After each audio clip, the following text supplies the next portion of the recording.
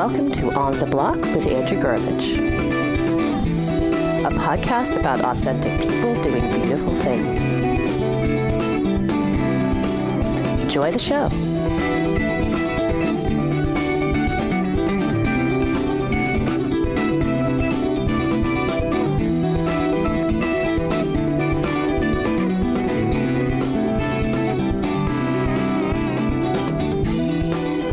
So I was talking last week about a concept that's been kicked around lately in psychology called benign masochism. You know, this is the literary purge of pity and fear that Aristotle spoke about. This is when we,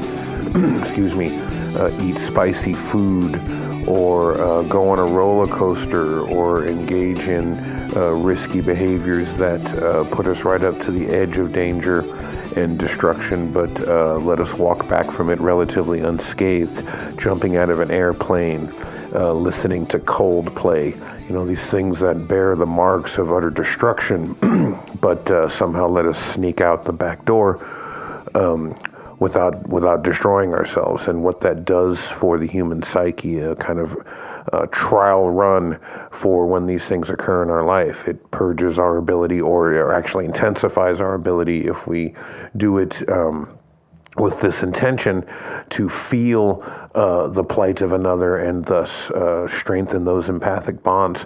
It's a fascinating thing about humanity that we do this, that we have these kinds of meditative activities that even if we don't know why we're engaging in them, we all engage in them for similar and diverse purposes, but there's an underlying bedrock of intention that's there. I bring this up because there's another thing that we humans do, or at least many of us, that I find really interesting. It's this impulse we have to go to large bodies of water, and not only in water sports or some of the other things we do, surfing, swimming, kayaking. I mean, just simply the impulse to go to the ocean or a large body of water and just stare at it. It was E.E. Cummings who said, "For whatever we lose, it is always ourself we find in the sea." And I think many of you can relate to what I'm talking about, this idea that when we're staring at water, when we're staring at a big body of water, we're in a sense staring into some aspect of ourselves. Poets, psychologists, and marine biologists have written a great deal about this.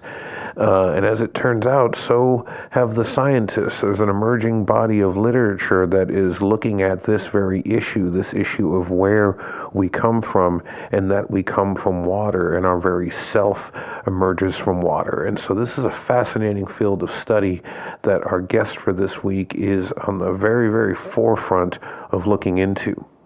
Our guest this week is a guy named Dr. Bruce Damer, who is just about to introduce, or has just introduced, a new model on the origins of life called the coupled phases model. Now, it's kind of a big deal. I mean, I don't know what you've done lately, but I have not been working on introducing a new model on the origins of life, and one that's actually getting a good deal of traction in the scientific community.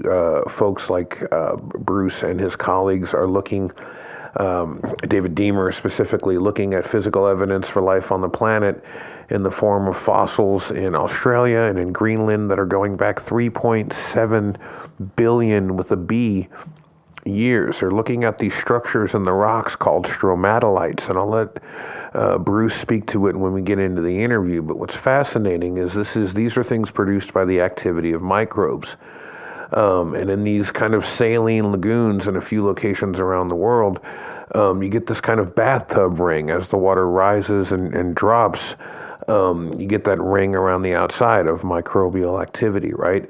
And these fossils that they're finding, as I said, about 3.7 billion years old, pushing the discovery of life even earlier back into Earth's history.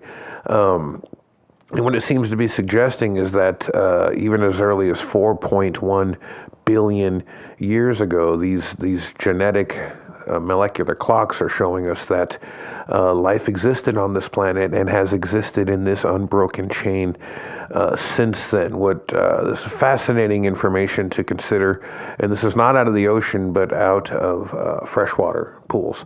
So upending all that we thought we know about the origins of life on this planet. So honored to talk to Bruce about that right at the time when this theory is going to be breaking. There's a New York Times article and several other things coming out about it that we get into. One of the tantalizing suggestions that Bruce brings up as a kind of metaphor for this is that these early microbial communities were only able to and continue to be the most successful living organisms on the planet because of their ability to share, this endosymbiosis, this massive endosymbiosis, he calls it, the implications that these organisms can survive in very harsh conditions and very simple conditions if they freely and regularly share all of their information, all of their assets with one another. And so there's a metaphor there, isn't there, for what's coming for humanity, that we will be successful to the point that we are able to set our differences aside and emphasize that we are one global community and must live in harmony. And I know this sounds like hippie bullshit, but this is really the only option we have, and in deep, deep empathic bonds with each other and with our non-human brothers and sisters on the planet. So Bruce is a scientist and a visionary who's doing some fascinating work in this area. He's also doing a lot of work in space exploration and space travel, working to create some fueling opportunities for folks like Elon Musk and others who are trying to go to Mars. So he's a pretty interesting dude. He's a cat that does a lot of work, a lot of non-drug-induced work in inducing states of liminality, liminal space, that waking consciousness in between dream space and waking consciousness, that in between the threshold space, that shamanic space. Bruce tries to develop that space and actually work with it for with his intuition and that dream mind in order to develop his scientific theories. It's a fascinating thing going all the way back to Aboriginal culture. I talk about it all the time when the Aboriginal line, it's important to know the song line of your dreaming, and Bruce is a guy that works with that liminality in really, really fascinating ways to produce some really tangible results in his own life. What I dig about Bruce is when you see him, you know, unless you're part of the kind of Burning Man hippie community, when you see Bruce and he's head to toe in tie-dye and he's got the hair, you know, and he's got that grin on his face, it's really, really easy to dismiss the dude. Even if you're in that community, you know, he's awesome, but you see him and you're like, you think you got him down. You think you go, okay, here comes one of these bongo playing kind of spacey, you know, brainless hippie cats, right? And then he opens his mouth. And this multidisciplinary scientist, designer, artist, you know, the work he's doing, as I said, in evolutionary biology and space travel, suddenly you realize you're talking to some kind of crazy Canadian super genius. And so I love that about him. I love that he's a guy that defies easy categorization. He also runs a fantastic computer museum at his home, at his barn, the DigiBarn, in Northern California, and we didn't get a chance to talk about much about that, but you can go online and see like Wozniak and Jobs and other people coming to visit this place because it's really sort of the world's most extensive collection of early computing artifacts. So he's a multi-talented, sort of multifaceted cat. And we were super stoked to have him on the show. You know, I think you're going to enjoy our conversation. It's wide-ranging. He's a heady dude, but he's also really accessible and down to earth. He was dear friends and colleagues with the controversial figure to many of you, and some of you might not know the person I'm talking about, Terence McKenna. Terence and Bruce were close, especially in the final years of Terence's life, and we have a pretty interesting conversation about that. So buckle up and you know, pour yourself a cold one and get ready for a wide-ranging and bizarre conversation with a fellow that I just think you're going to dig, Dr. Bruce Damer. All right, folks, thank you for being with us on the Block Radio. This is your host, Andy Gurvich, and we will see you on the other side.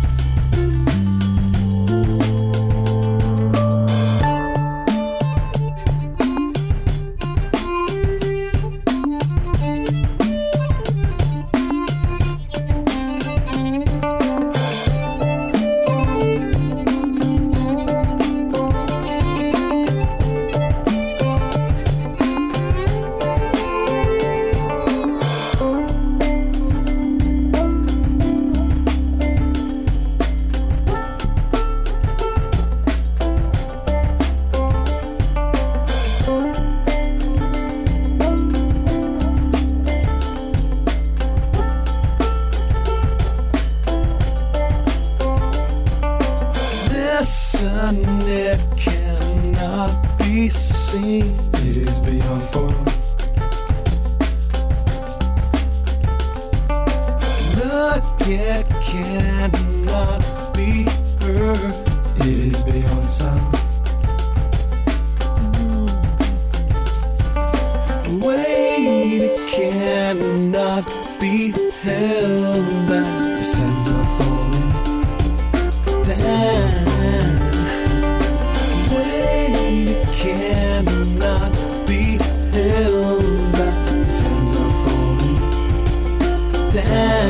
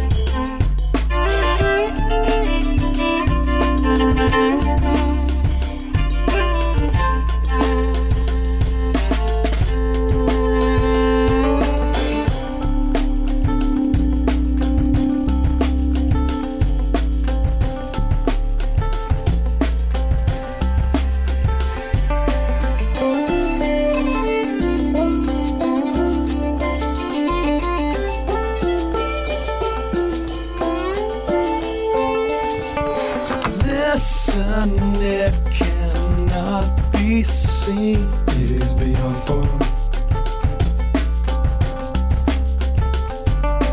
Look, it cannot be heard, it is beyond sound. Wait, it cannot be held back, the sands are falling down. Wait, it cannot be held back, the sands are falling down.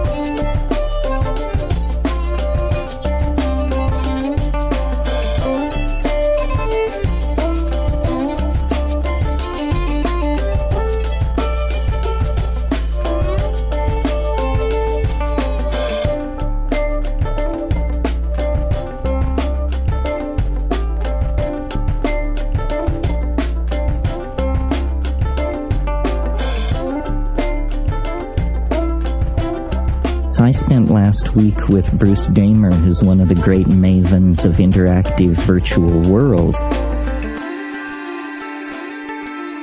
New work in science is showing that it may be, subject to experimental testing, it may be that life started as a community.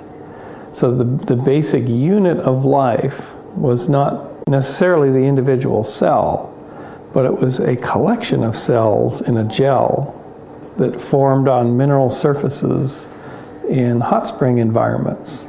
And that gel, which could have contained hundreds, thousands, or even millions of protocells or early life cells, was the basic unit selected for, by nature or by process to ignite life on Earth. And so that communal beginning makes sense because an individual cell that is learned the trick of dividing itself, of pulling in resources, doing metabolism, and then being able to make a division to make two cells, if it's on its own in the hot spring, it's subject to shear forces and pH changes and temperature, and it's likely to just get dissolved, just get disrupted. If that cell is in a matrix with other cells, then they're sharing nutrients, they're sharing molecular tools in a kind of early horizontal gene transfer. And it's the community that matters. And the likelihood of survival of one fragile early life cell is much higher in the community. But the work has more meaning beyond just a scientific theory. It may speak to the fact that we began as a community and we will survive only as a community. And that the conception of competing individuals that perhaps we've been under for several hundred years through, in our economic systems, in our political systems, this concept of the survival of the fittest may not be serving us well and may not be, in fact, the true way we began as life on the planet and that we persist as life on the planet.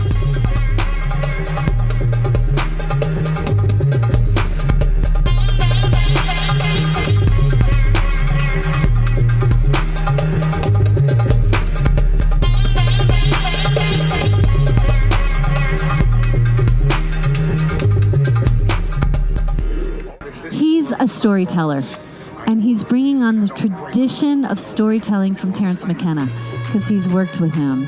So you guys are in for quite a delicious, adventurous journey with Bruce. Let's give Dr. Bruce our awesome love. Welcome him. Thank you for being here.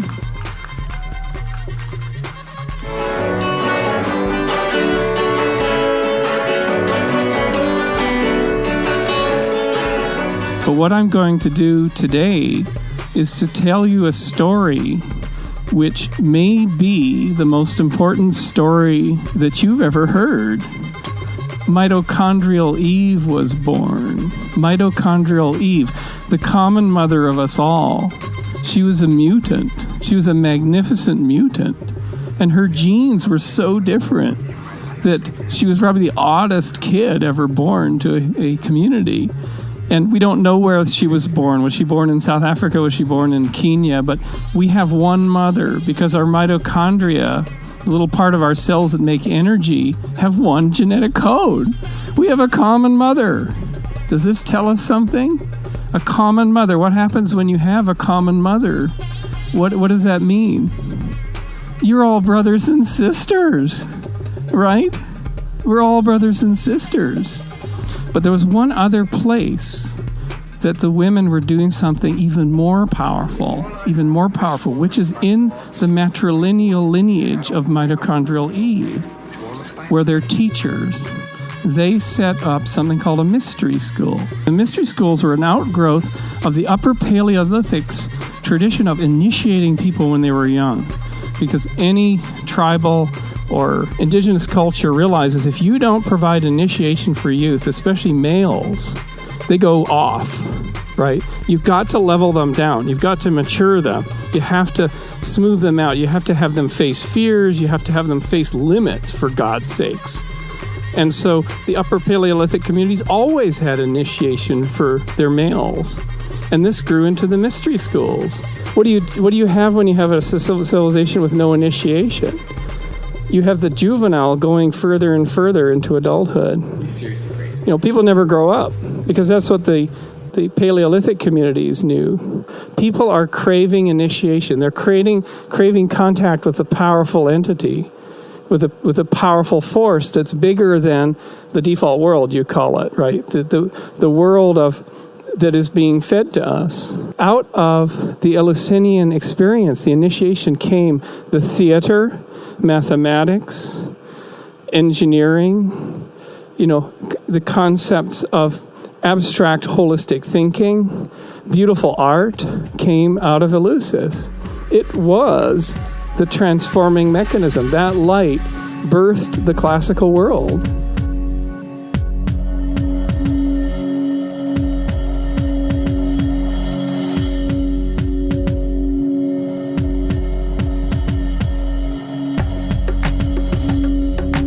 You're listening to On the Block, where geniuses go to twerk.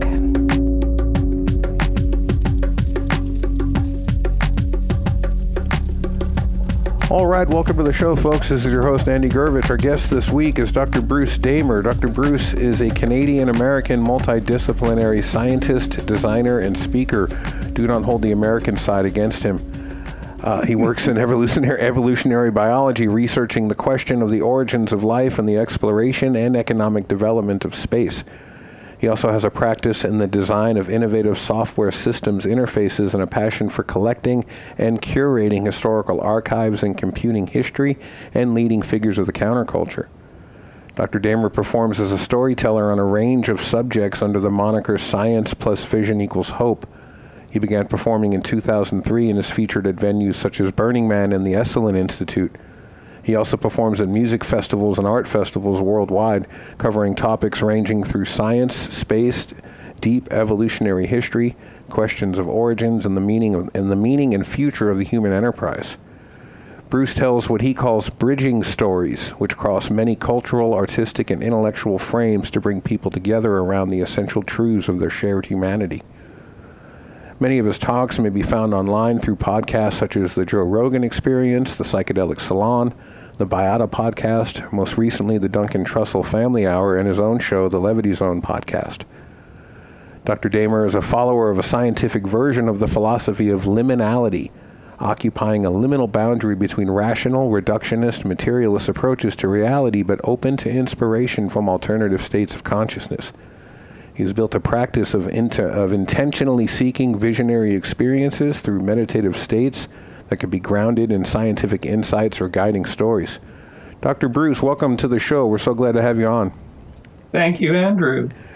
Well, let's start there. The last part of your bio that I read, you've built a practice of intentionally seeking visionary experiences through meditative states that could be grounded in insights, scientific insights or guiding stories. I had this idea a while back, and I thought it was my idea, and then a friend of mine told me that he thinks I got this from listening to the Psychedelic Salon, an old Terence McKenna talk. So it wasn't my idea at all. So you'll be able to straighten this out. But the idea I had was, or that I apparently stole from Terence, was that we could take the Hubble telescope and point it at various celestial objects, and then pipe the image into a room and put a bunch of scientists, poets, artists, philosophers into the room, put them in a comfortable chair in front of a high definition television, give them all DMT, and then let them interact directly with that celestial object. And my friend said, yeah, I think Terence said something like that. So I guess my first question is, did I steal that from Terence? Do you remember him talking about something like that? And secondly, give us some examples of how you do that, of how this practice of intentionally seeking visionary experiences through meditative states and then grounding those in scientific insight.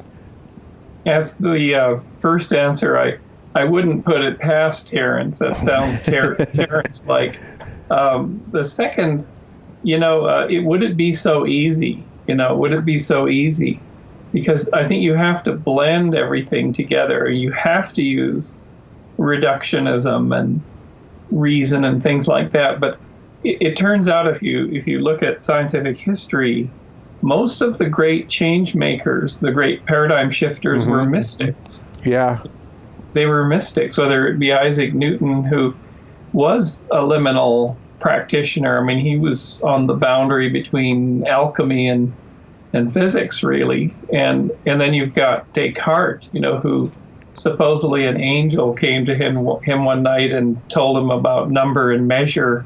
And then the ultimate example in our time is perhaps Albert Einstein, who did his dreams, his thought experiments, where he was riding on waves of a beam of light, and he would just open himself to those imaginative states and then just receive. So he wasn't conceiving, he was receiving. Wow. And he came up with special relativity based upon one of these things, I think, when he was 16. I believe Watson, the Crick and Watson conversations and experiments about the intuiting of the double helix was a similar story. Yeah, and I think that science goes back and forth between the mystics, who really are the leaders of science, but who are masters of the reductionist part. But then the laboratory technician sort of side of science is, I think of them as the monks in the monastery, you know, the ones that illustrate the manuscripts, that write the detailed peer-reviewed papers. Yeah.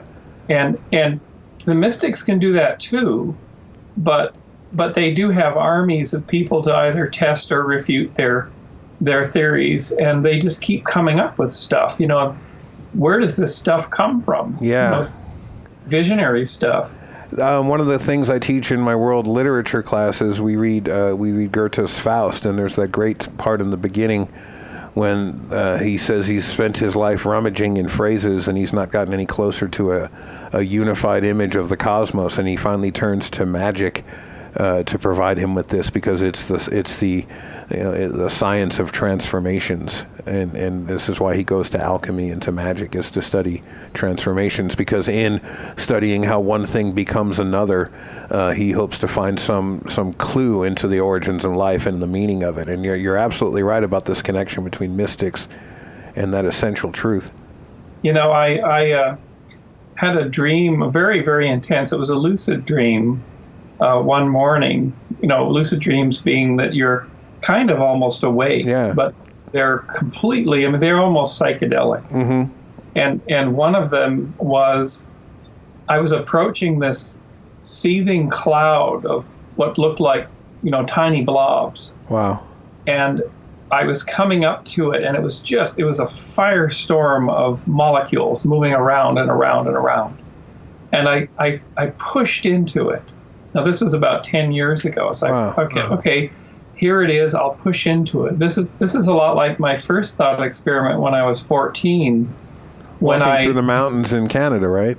Yeah, I asked the question, how did life begin? You know, how did life start? How did the algorithm of molecules come together on its own to make life?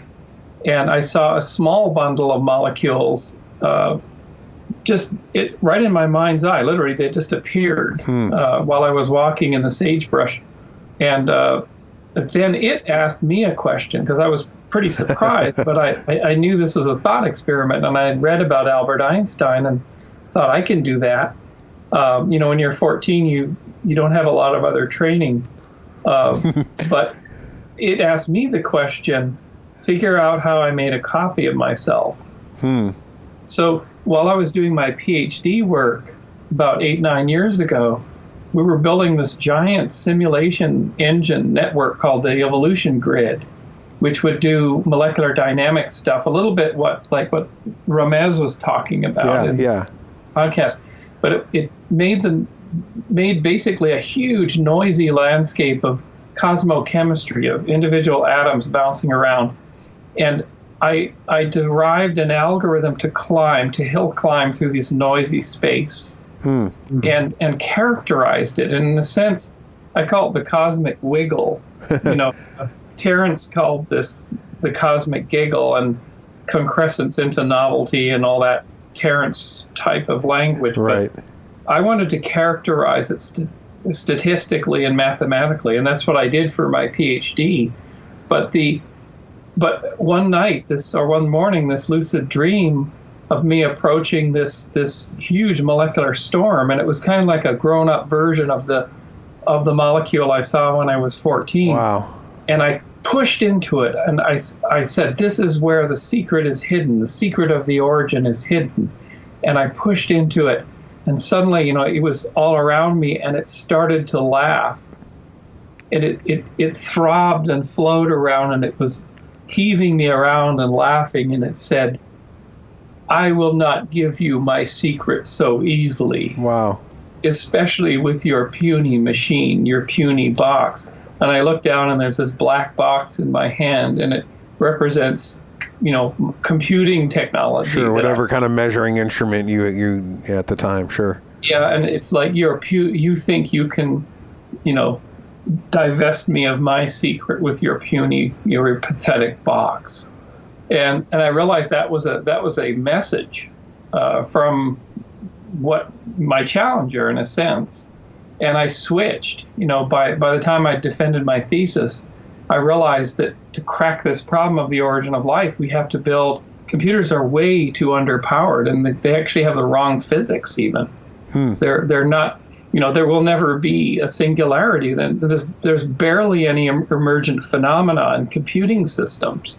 They're really, really poor environments for a lot of things. What about the hope of like biological computing systems, of organic computing? Does that hold any promise? Well, I mean, there's fundamental problems. I think we're probably a century away from building authentically like what von Neumann thought computing could be. I've studied this pretty deeply. I've collected probably 30 tons of computing hardware in the Digibarn. In the Digibarn, and interviewed 500 people, and I have all of the documented history from mechanical systems from 100 years ago, all the way through the ARPANET and personal computing and whatnot. So I went through this, and I went to the Institute for Advanced Study, where I go now and then to talk to Pete Hutt and Freeman Dyson.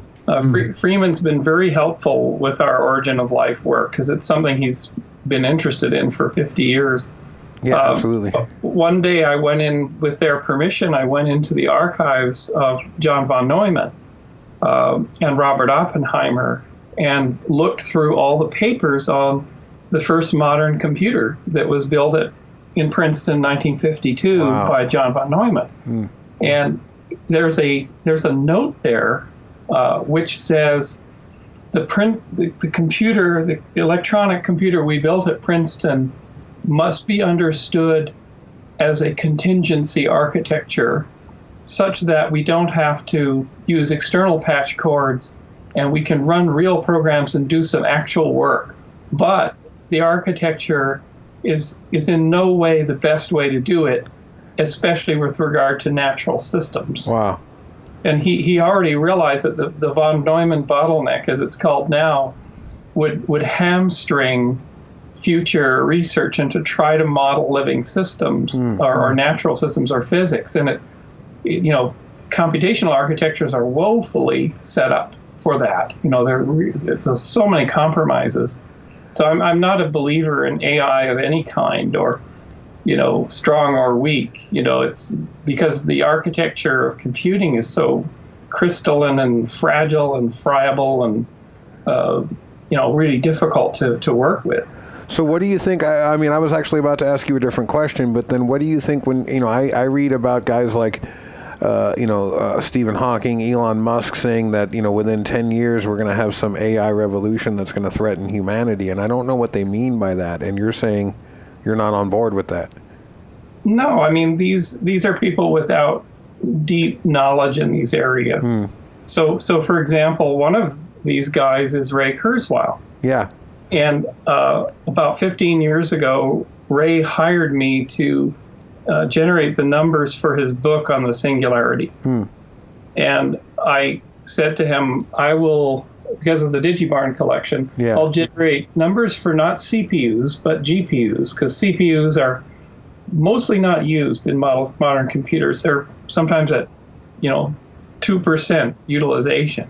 But GPUs are hard-driven little buggers, graphics processing units that drive game boards and stuff. So I generated these spreadsheets for him showing sort of a nonlinear growth curve of GPU speed.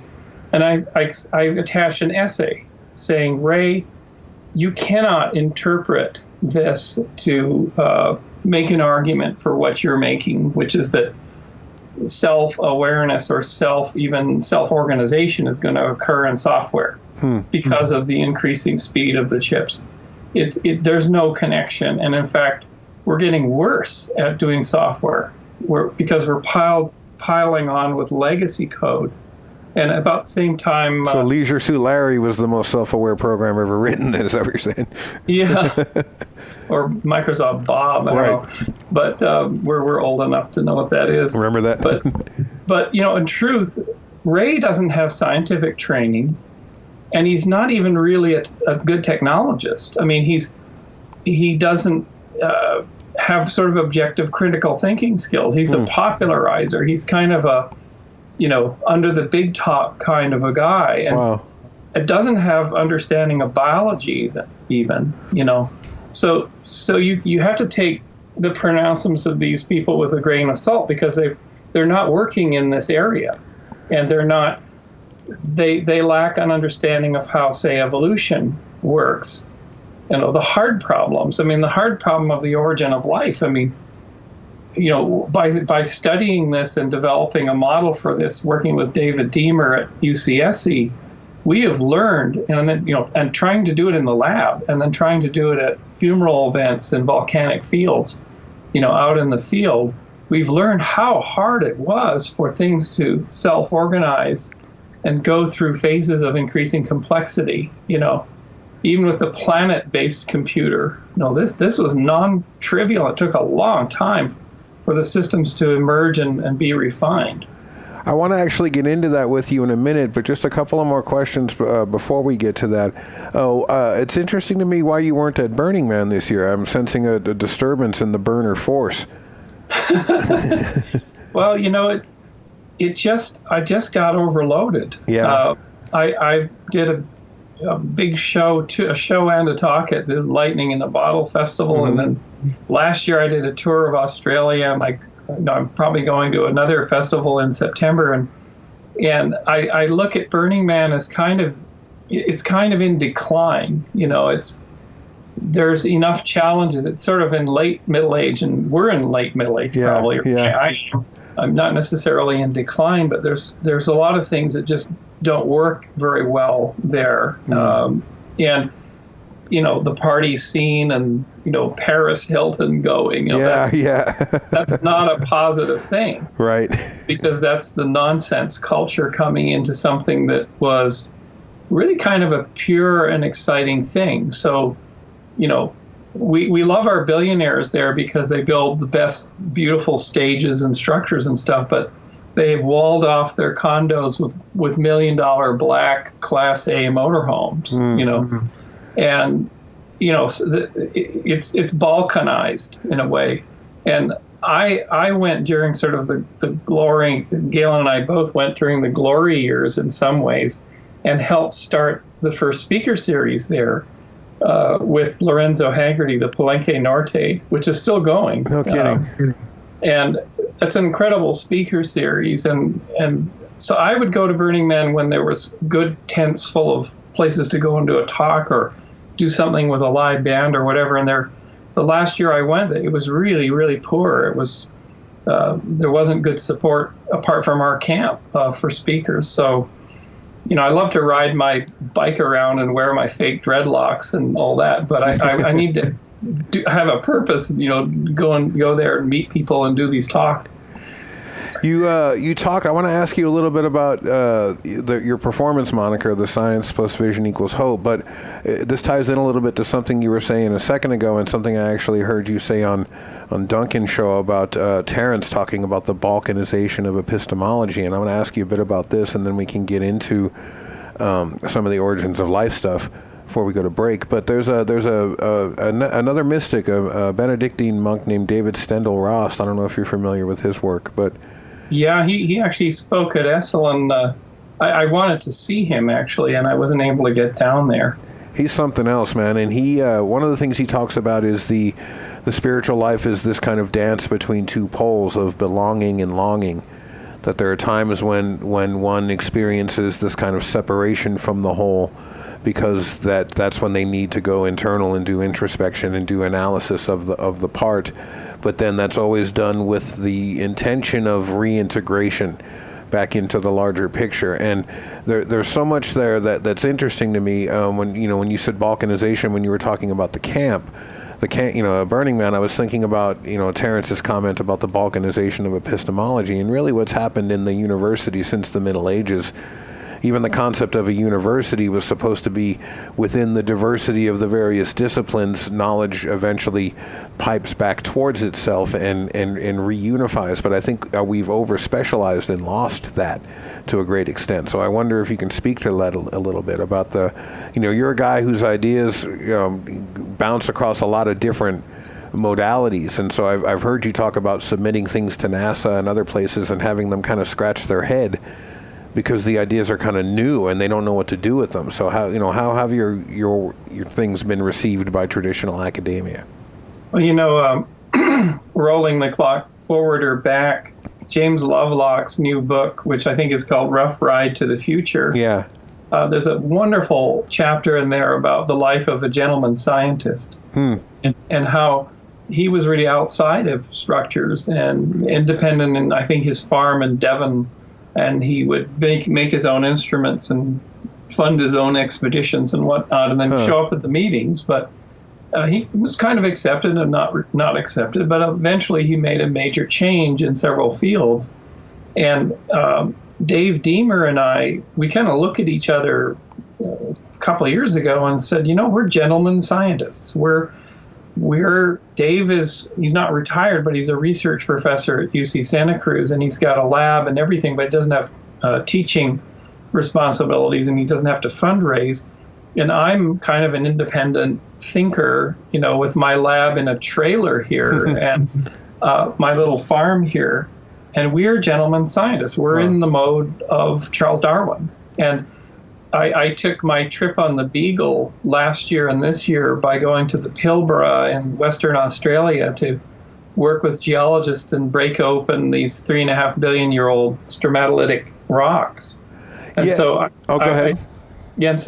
So definitely, and then you have the challenge, of course, of the academy of presenting revolutionary or paradigm shifting ideas to the academy, and that's a whole social engineering project. So my particular ability, or that I've developed over the last 30 years, is to change my skin. So I put on the tweed jacket, and I go to the meeting of Origin of Life chemists in Galveston, and I have internalized their culture enough, through my training in ethnography, actually in college, that I use all of the right terms and et cetera, but I'm an outsider, but they think of me as an insider, partly because I come along with Dave, and Dave is a renowned figure. So I'm kind of Dave's my mentor, but Dave and I co-authored the papers, and we literally had monthly or weekly talks for 5 years to sat down and figure this thing out. That's really interesting. Right. Oh, go ahead. It's a challenge to then bring these ideas that are potentially quite disruptive and transformative to a field where you've got top-rated, you have Nobelists, and gradually making the case. And that's actually happening right now. There's been 2 articles in the New York Times this summer on the transition of science from an ocean-based origin of life back to freshwater on land, which is what we're promoting. And this fight, debate, dispute has erupted in the New York Times. So it's happening right now in front of us. And our theory was published last year, and the second part of it in May. And we actually just prepared an op-ed for the New York Times.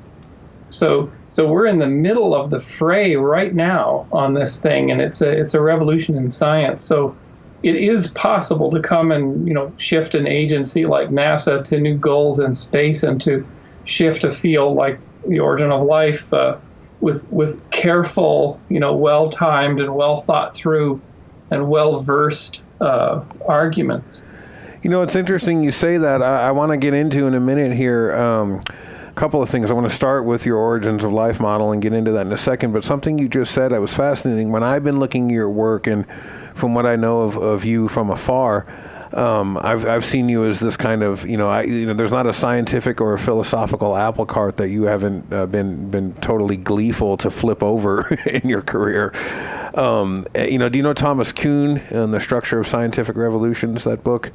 One of my favorite books in college. Yeah, I see you as a guy kind of coming in that trajectory, that are looking at these tipping points in some of these massive trajectories, these epistemological sort of what's the word I'm looking for? The underpinnings of our knowledge and civilization, and saying, wait a second, are we sure that the way we know and what we know is correct.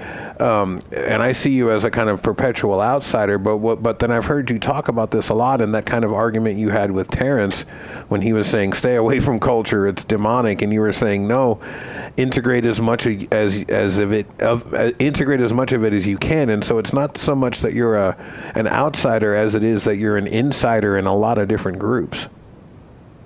Yeah, I call this a form of shamanism. Yeah. And so I've been in military think tanks, NASA high-level meetings. You wear a logo shirt for those. You working with shamans in the Amazon, that's a whole different outfit and a cultural operating system. Or working in Pakistan, we have I'm part of a company, we have a team of 300 people in Islamabad, and that's a whole different scene there. But you just adapt. It helps in some sense being Canadian, because Canadians they have less of a nationalist sense to hold on to, and they're more inclusive. And so Canadians abroad are very good at reskinning themselves and just adapting. And so, that's part of our national training, I think. Well, you're good at it, man. I heard you. I want to ask you this question, and then maybe we'll go to break and come back and dive into the origins of life stuff. And then also I want to ask you about your work in space exploration. But I heard you tell the story. So you told the story on this program about being a young person in Canada, actually, and walking around in the hills and having this question about where life came from and how it started, and that's been such a driving force in your work. And I heard you tell another story about walking the streets of Prague and visiting the alchemist quarters. And we talked about it already in this program, the mystics and the alchemists and their obsession with not turning lead into gold, but with giving life to the dead or reanimating inanimate matter. And another way to look at that, this Frankenstein modality, but another way to look at that is really trying to recreate or understand that moment when inanimate matter became alive and took on life for the first time. And I'm wondering, was that another? Those two moments really have been things that have driven your work to date. Is that true? Yeah, and truthfully, sometimes I ask the question as I feel we're getting closer. So in that seething molecular cloud. Because I didn't use the box, I didn't use the computer, I used the full power of, the neuronal bundle in my brain case. Wow. To tackle this problem, and then absorbed an entire field, and then met Dave Deemer and was trained and built on his 50 years of work and things like this. I think we're getting really close to the center of that thing of how life began. And as I get closer to it, I can almost feel its heat. No kidding. And it's a quickening game, in a sense. And one of the things that I asked it was, were we made by a chemical machine? Is that all there is? Where is spirit in this? Where is spirit in this machine? And sometimes, and this is stuff I can't apply or talk about in science, but I see things. So one of the things that I saw in last November when I was posing this question was this twisting and untwisting thing that looked like a rib cage when I asked the question. And coming out from the rib cage was this spire of light that would go on and off as this thing twisted and untwisted. And then literally days later, I had a thought experiment just came to me like a thunderbolt that this is a double helical molecule, and that we could have had double helical molecules like DNA at the very beginning, and then suddenly in a flash unrolled the entire structure of how short pieces of a DNA-like molecule could have emerged in the beginning and unwound just through the application of hot water. Wow. And then express themselves all through physical self-assembly. And we could have had the entire pattern of what life is chemically through self-assembly by chance. So what was interesting to me at that point was, what was the spire of light then?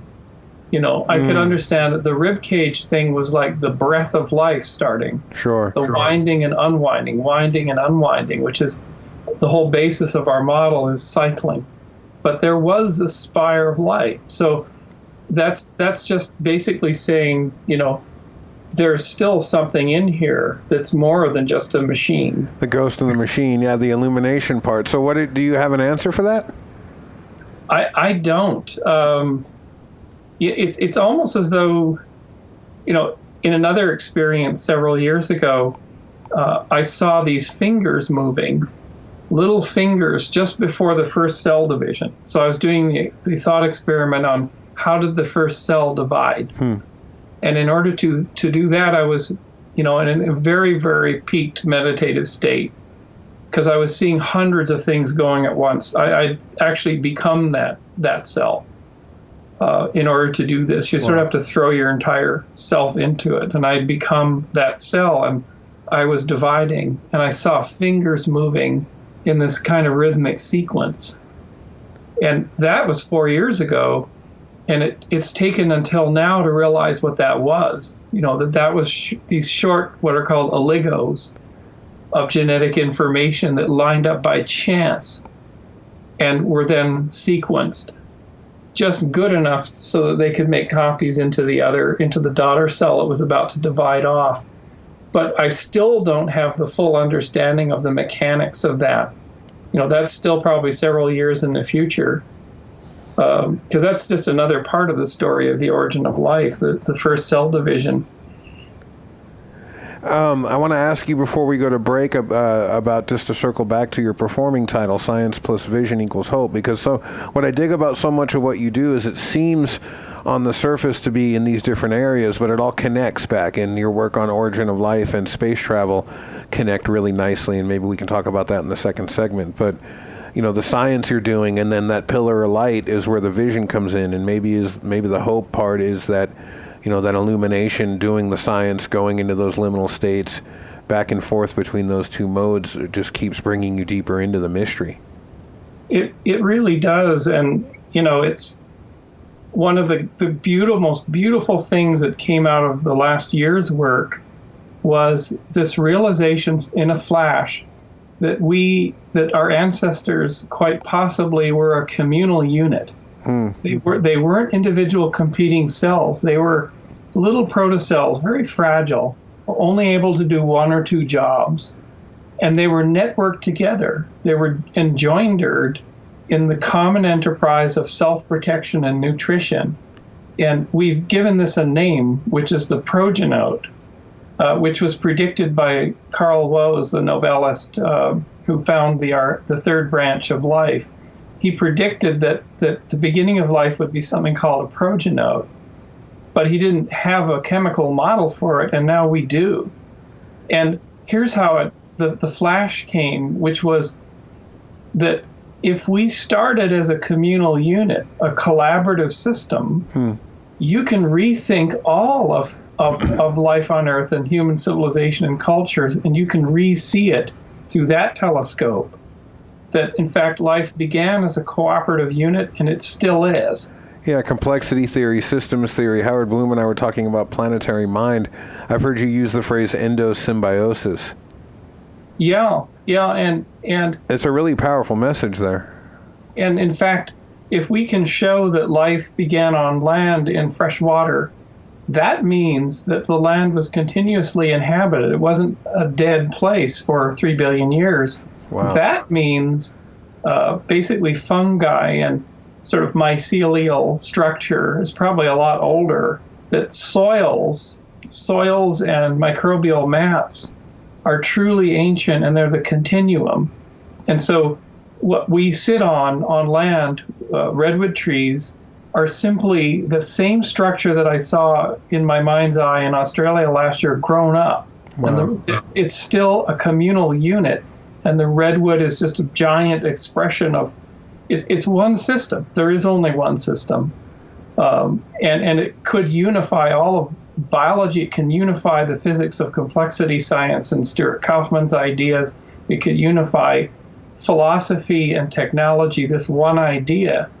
And in our lifetimes, we should be able to see this happening in the lab chemically, because I made 7 testable predictions in the essay, and each one of them is doable without costly chemistry or reagents. It's doable just by building fairly simple equipment.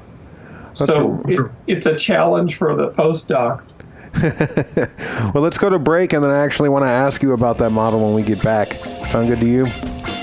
Perfect, yeah. All right, folks, you're listening to On the Block Radio. Our guest is Dr. Bruce Damer, and we will be right back after these words.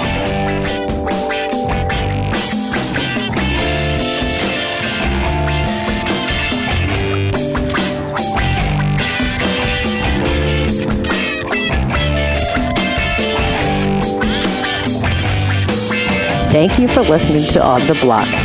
We talk to smart people so you don't have to. We'll be back in a moment.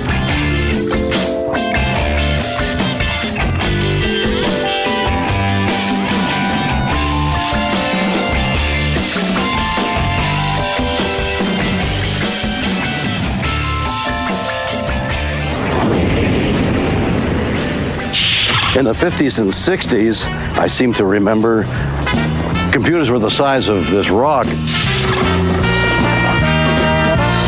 Then they became the size of this rock.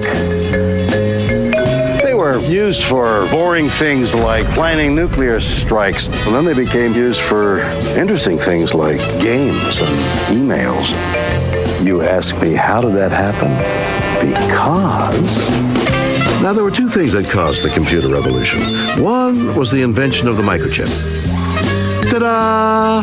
The old computers had been so huge because all their insides were full of thousands of sort of cables and valves and stuff. Once the microchip arrived, all these valves and thingamajigs could be shrunk to the size of a peanut. Computers could now shrink too. But what could we do with smaller computers? Well, that's where Star Trek came in. Small, easy-to-use computers were everywhere in the Enterprise. Do you see where I'm going with this?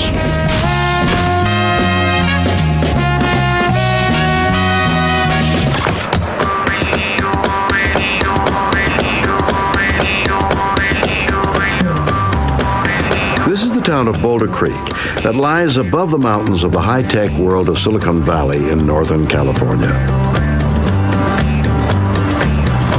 Now, it may look like an average town, but Boulder Creek has one of the most remarkable museums in the world. To find out more, we need to speak to this man, Bruce Damer. Now, Bruce is just an average country boy. He likes nothing more than tending his livestock, hanging out in the homestead, and dressing like Shakespeare. Now, he may have an interesting dress sense, but Bruce is one of the world's foremost experts in the history of computing. And it's not more pigs he keeps in that barn. Bruce has spent more than 10 years building a collection of computers that span the entire history of the machine's development, from $20 million supercomputers through the rapid development of the personal computers we take for granted today, reflecting the progress of the biggest beasts in today's industry and some of the ideas that became extinct. This collection got so big that Bruce has turned his shed into a museum called the DigiBarn. So where did Bruce's love of computers come from? I'll give you one guess. That's right. Back in the 60s, Star Trek was telling the world that one day, computers would be multi-purpose, everyday tools. Computed and recorded, dear. With which we might all constantly interact. Computer, you will not address me in that manner. The sexy, technological innovation of the USS Enterprise had seduced the young Bruce Damer and a generation of computer nerds. When I was a kid, my brother and I used to lie in our bed and watch Star Trek. One of the things we always noticed, and that I always noticed, was Spock, whenever there was something to really be understood, he would go on the bridge over to a console that had like a hooded screen and look in, and blue light would shine on his face. Oxygen, nitrogen, atmosphere suitable for human life support. And I always wondered, what is this guy seeing on this screen? While Spock was staring into his mysterious database portal, the rest of the crew could be seen using user-friendly computers in every aspect of their lives. A revolutionary idea that would change everything. So all the geeks in the 60s who were growing up saw that and said, we got to make that real in the 70s. And they did. But it wouldn't happen overnight. Star Trek may have shown early computer pioneers what the future might be, but it didn't tell them how to get there. This would take some experimentation. The first attempt came in 1974 with a whopping great blue box that is widely seen as the first ever personal computer. But it's not quite the PC we take for granted today. It came as a highly intricate build-it-yourself kit, and once you had finished soldering its circuit boards together, users would find that it didn't actually really do anything because software hadn't been invented yet. Yes, it wasn't perfect, but for thousands of would-be tech types, it was a start. And thanks to its Trek fan inventor, Ed Roberts, it had a somewhat familiar-sounding name. So here we have the Sputnik for the nerd generation. This is the Altair 8800, named after a solar system in Star Trek. Head directly for Altair 6. Altair 6. I think I'm going to get spacey. This became the focus of many homebrew and personal computer clubs.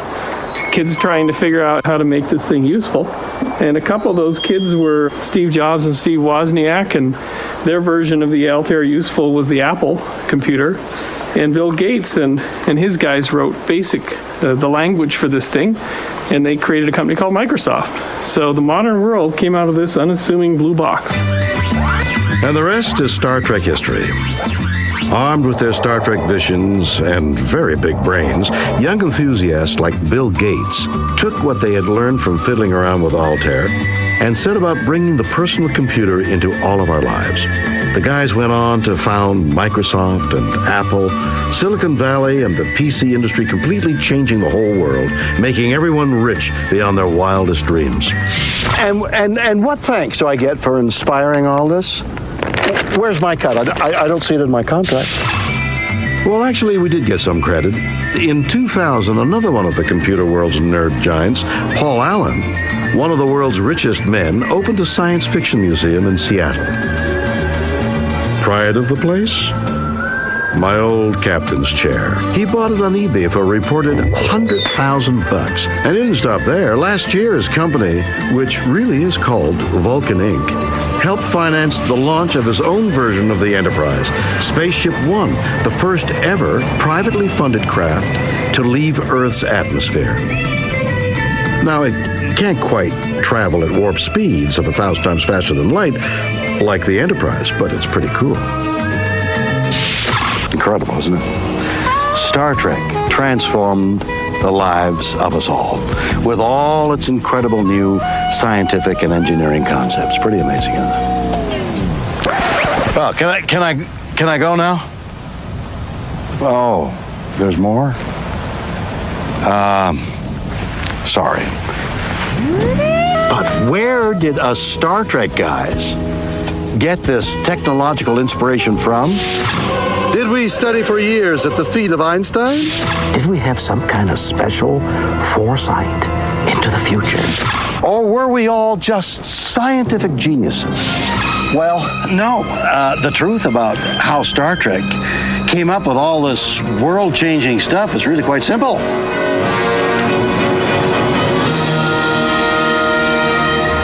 Made it all up. What was that, Bill?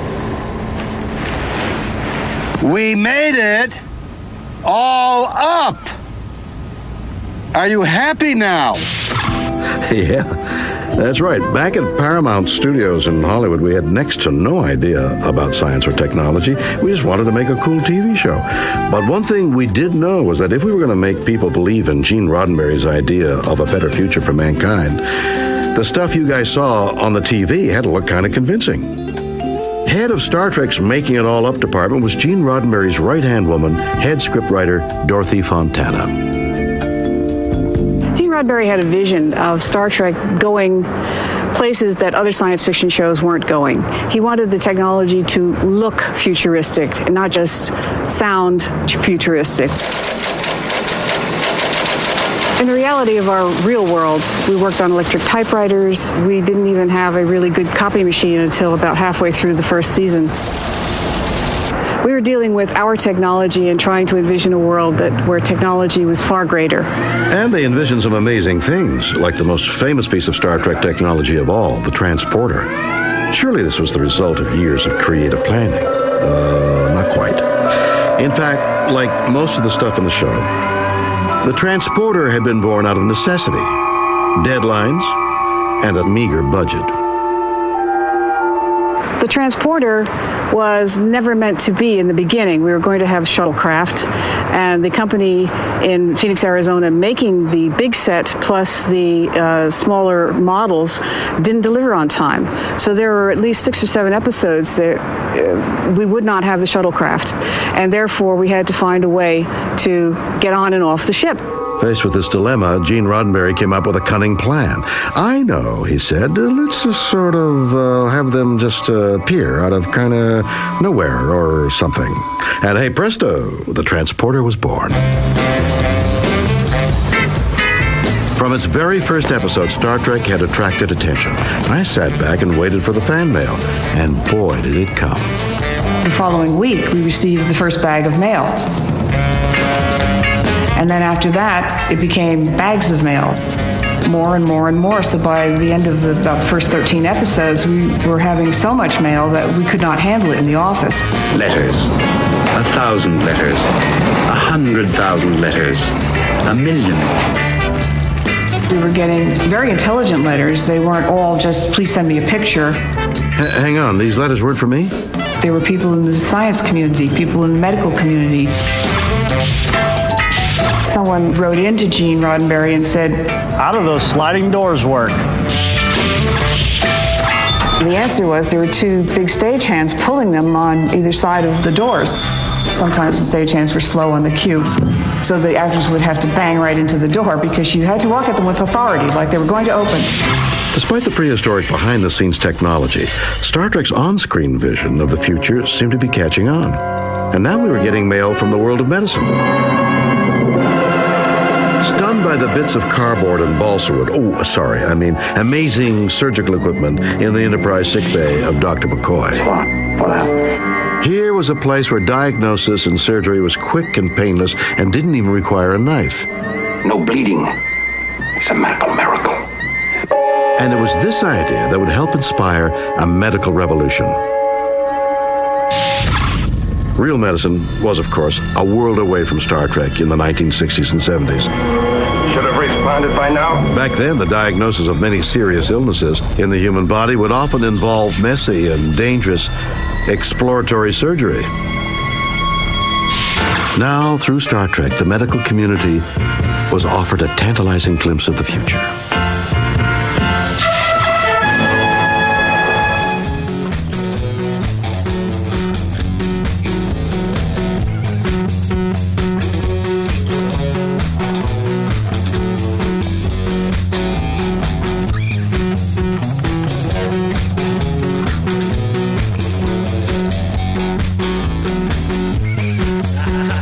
Hi everyone, this is Kelly Carlin, an author of A Carlin Home Companion, and you are listening to On the Block Radio.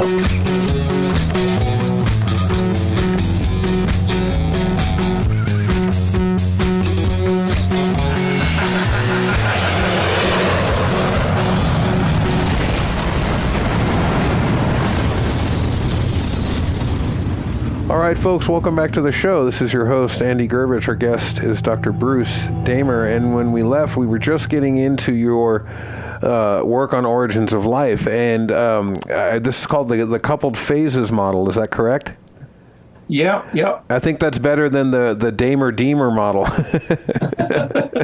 Although people in the field are starting to call it the Damer-Deemer thing. The Damer-Deemer thing, nice. So tell us a little bit about the coupled phases model. I know that it centers around work. I don't know if you saw that recent Guardian article about they found some of these, is it stromatolites? Yes. They found some of these formations in Greenland, and these in Greenland rocks that are 3.7 billion years old now. So that's about 220 million years earlier than the stuff in Western Australia. I was with one of the geologists who actually is the lead geologist of the Pilbara region in Western Australia in July, and he sort of spilled the beans and said, look, there's an article coming out, and he was the fellow who looked at those rock textures and declared them to be stromatolites. So it's still disputed, even within his own community. It's disputed. But certainly when you go with this guy out into the field, it's just incredible how he can, what they call read the rock record. He can look at these weird looking textures and slumping and cones and domes and things like that and clasts, and he can sort of tell you the story of what was going on weather-wise and how these organisms were growing in mats and how a storm event pushed a bunch of them off and folded them up. It's incredible to hear this. His name is Martin van Kranendonk, and he's one of the co-authors of the Ishua Greenland paper that just came out. So basically, these are microbial mats. These are produced by the activity of microbes, and I've heard you talk about them. They can be found in these saline lagoons in a few locations around the world, and I've heard you liken them to like a bathtub ring, something like this. They're actually like the plaque on your teeth, too. I mean, microbial mats and microbial communities still dominate the planet. Like we're there at their graciousness. We're grazers on the microbial mat world. They tolerate us in a sense. For now, by the way, that might change. For now, but they totally dominate the biosphere. And the way we think they began is the way that Darwin thought life could have begun, which is in a warm little pond. And a freshwater warm little pond, not in the ocean, which is a violent place full of salts and everything just dissipates. Right. But if you have a little warm pond, and if you're walking out, say in a desert environment, and you see one of these ponds that's like almost all dried up, you see all this stuff accumulating at the edges. Right. And in the ancient Earth, the stuff that would accumulate at the ancient edges was meteorite infall, little meteorite particles that would have contained amino acids and lipids, the building blocks of membranes, which are your cell walls, and nucleobases and other goodies were raining down on these parched, sort of dry landscapes, which were fed by rainwater and bubbling volcanic fields. And so if you actually go to a bubbling volcanic field like Yellowstone or Bumpus Hill in California, it looks like a chemical lab. Yeah, definitely. They're cycling, they're bubbling, there's different colors or different pHs, acidic or levels and things like this. And there's things going on constantly over thousands of years. They're nature's chemistry set. And this is where we situate our origin of life. And that in order for anything to happen, you have to cycle it.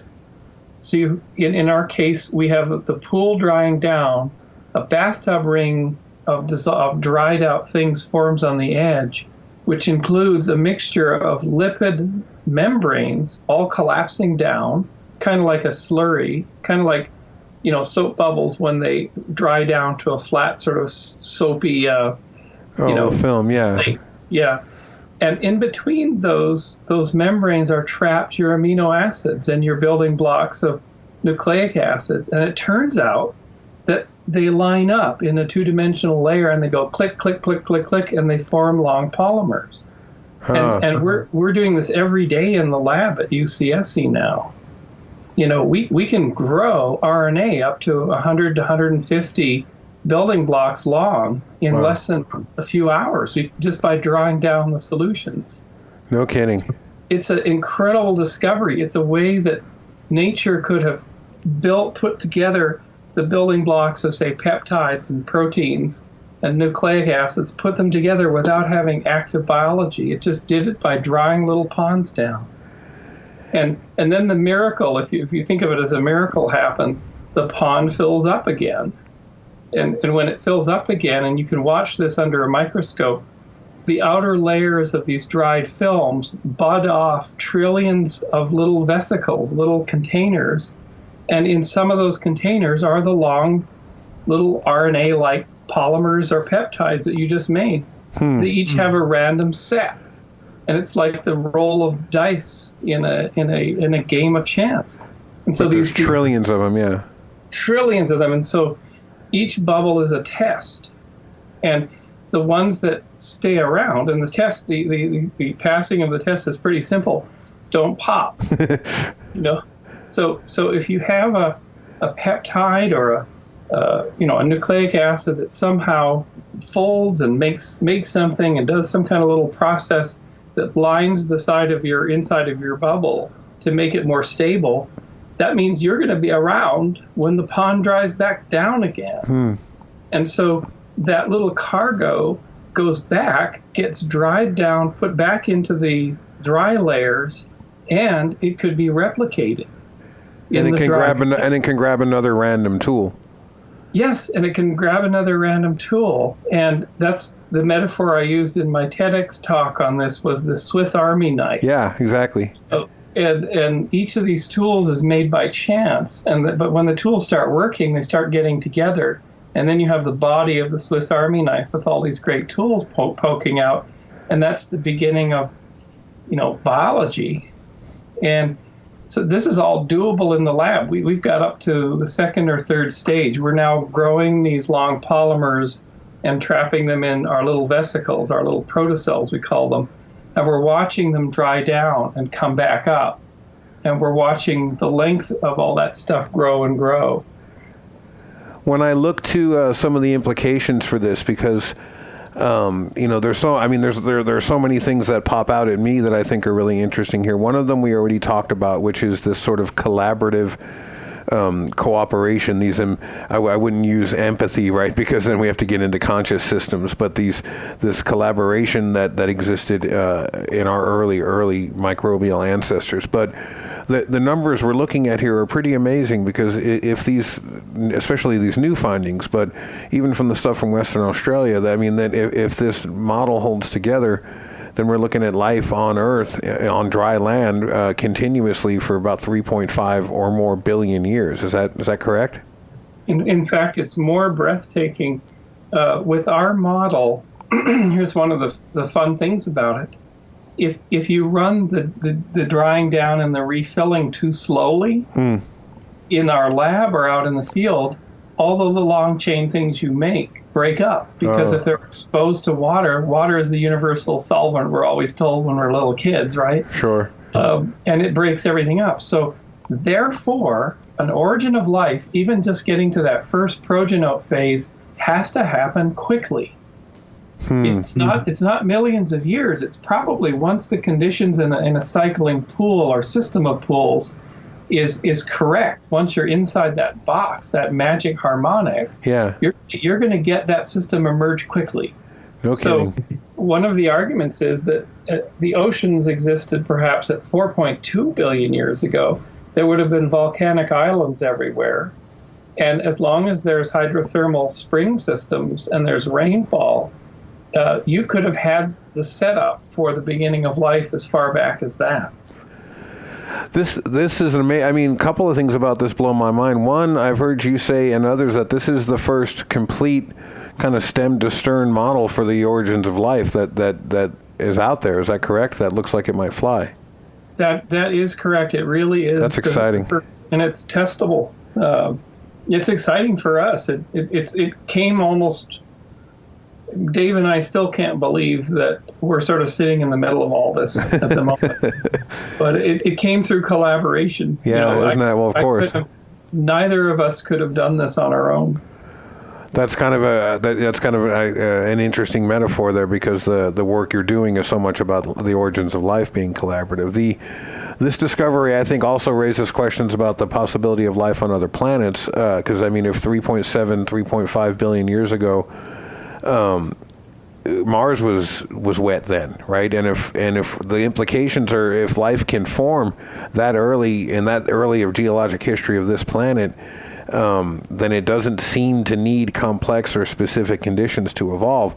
I think some of the earlier models was that the planet was far too hostile back then to support any living thing whatsoever. And your model is showing that might not be the case. And so that has profound implications, not only for the possibility of life around the rest of the universe, but I guess the possibility for us to survive in the different conditions in the rest of the universe and adapt to them, through the use of technology as we head out into them. Is that correct? Yeah, and in fact, of course, it's kind of like Goldilocks coming to the house and finding the different bowls of porridge. Sure. You know, poor old Venus was just too close to the sun, and its oceans that it would possibly have had boiled off. It went into hothouse hell, and it's been there ever since. Right. And poor old Mars just got too cold, didn't have an iron core, so it didn't have a magnetic field protecting it from blow-off from solar wind taking all of its atmosphere, or a lot of its atmosphere with it. And so if life started in those environments, in Mars now it's underground because of the radiation and the desiccation, and in Venus it probably is nowhere, you know. And so what's chilling about all that is that, you know, Earth with its oversized moon and its, you know, the chance of complex life emerging is probably so rare in the universe, just let alone microbial life having a good ride for 3 billion years and being able to transform its world, you know. You know, that brings me to a question about your work in space travel, you know, and it blows me away. You know, you're this little kid walking around the hills in Canada working on the origins of life, and then as I've heard you explain it, you saw the moon landing and kind of lost your mind. You started drawing asteroid capture missions on scratch paper and sending them to NASA, and they would write you back kind of like, who is this weird Canadian kid sending us these things on cocktail napkins? And then now, 20-something years later, you're working with them doing modeling of all of their missions. And then I want to, if you can tell us a little bit about these Shepard minor pods. I think this is a fascinating idea. Go ahead. The Shepard came about when, you know, I'd started working on, you know, how do you extend life off the planet? Because, of course, you know, human civilization is a very hungry entity, a hungry biological entity. And it shows, like, no signs of its hunger lapsing. Right. So it's just a powerful force that needs to expand. So we need more area to expand into. But what we're doing is we're carrying biology out of the gravity well. Right. And after 4 billion years of evolution or thereabouts, perhaps we are Gaia's reproductive organs. So I always had this concept, you know, back in the 70s, I thought of drawing a big peace sign in the hillside next to our house to sort of make a statement. But then I thought, you know, that would just get blown away in a few days and wouldn't really do anything. What if I could try to figure out the bigger picture, you know, rather than worrying about the details of, you know, climate change or the weird psychology that humans are prey to, and all those are hard problems to solve. Just figure out how to give us more living room and more resources so that we can continue. We don't hit a huge stumbling block. You know, we don't get into the crowded cities of Europe of the 1600s such that we're prey to a plague. You know, right. We have a place to expand to. So I thought, okay, the Earth is a womb, but it's also a tomb. You know, within a few 100 million years, there is going to be, there's a heating curve the sun's going through, and we're going to go to runaway greenhouse no matter what. Right. We're going to go the way of Venus because the Terminator approaches from Venus to us. Yeah. And so regardless of what we do, no matter how much we recycle. Yeah, no matter how much we recycle. So the prerogative for us is to ensure a future pathway for complex life, given that it's so precious and rare. So I've been working on this problem since high school, and I realized it's asteroids and comets or icy planetesimals that are the key, because they're the building blocks of life, still are. There's trillions of them, and you have to figure out how to use them. And then one night I was standing with my lunar mining engineer friend out at NASA Ames, and I looked up and there was a flashing light on the top of Hangar 1, which is an airship hangar. And I've been arguing all day with my friend that you can't go and mine the moon. It's too dry, heating and cooling, and it's just a ridiculous place to try to go get water, you know. And I said to him, Brad, that flashing light, if that was a comet captured in the Earth-Moon system and it was orbiting, and it had a tail and it was sort of blowing off its volatiles, what do you think about that? He said, without hesitation, that would be the most valuable real estate in the solar system. Every spacefaring nation would be trying to get control of that. And because it would contain 100,000 tons of water ice, and it would change the economics of space. It would allow us to go out because we could make fueling stations, and we could, it would be huge. And then I said to him, why don't we learn how to go and get those things? Seems simple, doesn't it? Yeah, like it's a no-brainer. So for years, I worked on this sort of on my own, and then our NASA funding dried up. And I was invited down to a meeting with General Pete Worden down at our center, and it kind of rekindled my interest in that. And I realized they hadn't made any progress in many years about stuff, but it gave me this idea to extend a fabric bag around, say, a small planetesimal. You're talking something maybe 1,000 tons that has water ice in it. And I had this idea to then heat, introduce some gas and then heat the gas, and then the water ice would start to boil off, and you'd collect it, and then you could collect all this condensed water in your tanks. And I met this fellow at a conference named Peter Janiskins, and I showed him the CAD models on my phone, and he looked at them and he said, "That'll never work." And I thought, this is a space conference. Killing my swerve here, buddy. Yeah, I don't know who this guy is. And I said, "Who are you?" And he said, "I'm Peter Janiskins. I'm a meteor astronomer at the SETI Institute. If there's a fireball seen in the sky anywhere on the planet, my phone rings and we go pick up the pieces." And I thought, he's an authority. Yeah, right. He's just popped my balloon. So we decided to go out. Yeah, we went out to have a lunch at a fish market restaurant, had a bowl of clam chowder, and then at the end of the bowl of clam chowder, he looked at me and said, "I figured out how to make it work." No kidding. And so then we partnered with a third person, the world's leading balloon designer, Julian Knott, who designs all those high-altitude balloons that people jump out of. Yeah. And together in 5 weeks, we came up with Shepard, which is this breathtakingly new idea to introduce the age of sail into space, in that we come up to our asteroid, we take our balloon around it. We leave a lot of space between the asteroid and the balloon, but we enclose it with the balloon, we seal the end just as you would with a rubber band, and then we put our gas in, and it turns out we never have to touch the asteroid. They're rubble piles anyway. They'll just come apart. You can't wrap cables around these things. Right. Do anything. And it turns out that if you do the math, just the friction of the gas against the rotating asteroid, they're all tumblers, by the way, will stop its rotation in less than a day. No kidding. And then we press waves of gas into the balloon from one end up to about 1 Newton's driving force, and we can rotate the asteroid in the balloon and then start driving it like a sailing ship, and we can move them millions of miles. So that was the Shepard idea. It was gentle handling of these planetesimals.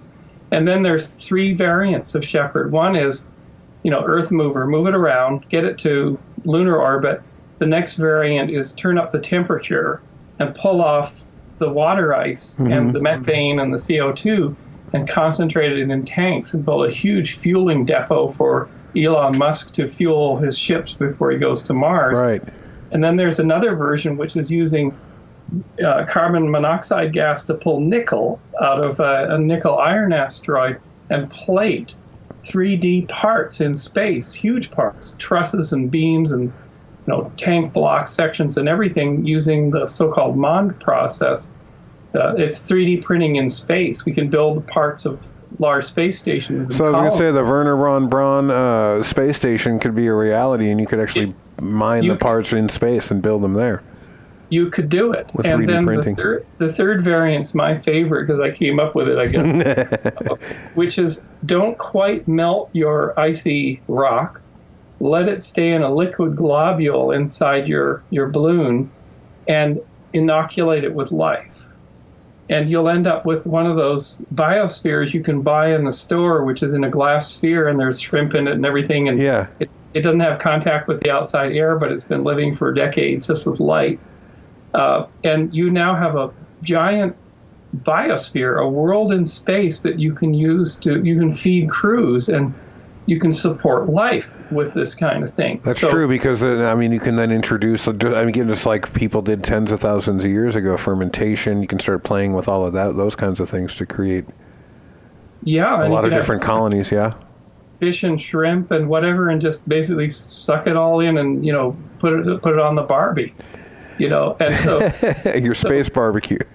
That's right. So in one fell swoop, one invention, sort of the steam engine for space, we created one technology that's low tech. This is not rocket science, really. Literally, yeah. that if it works, it can solve all the major problems needed to support a big breakout of life.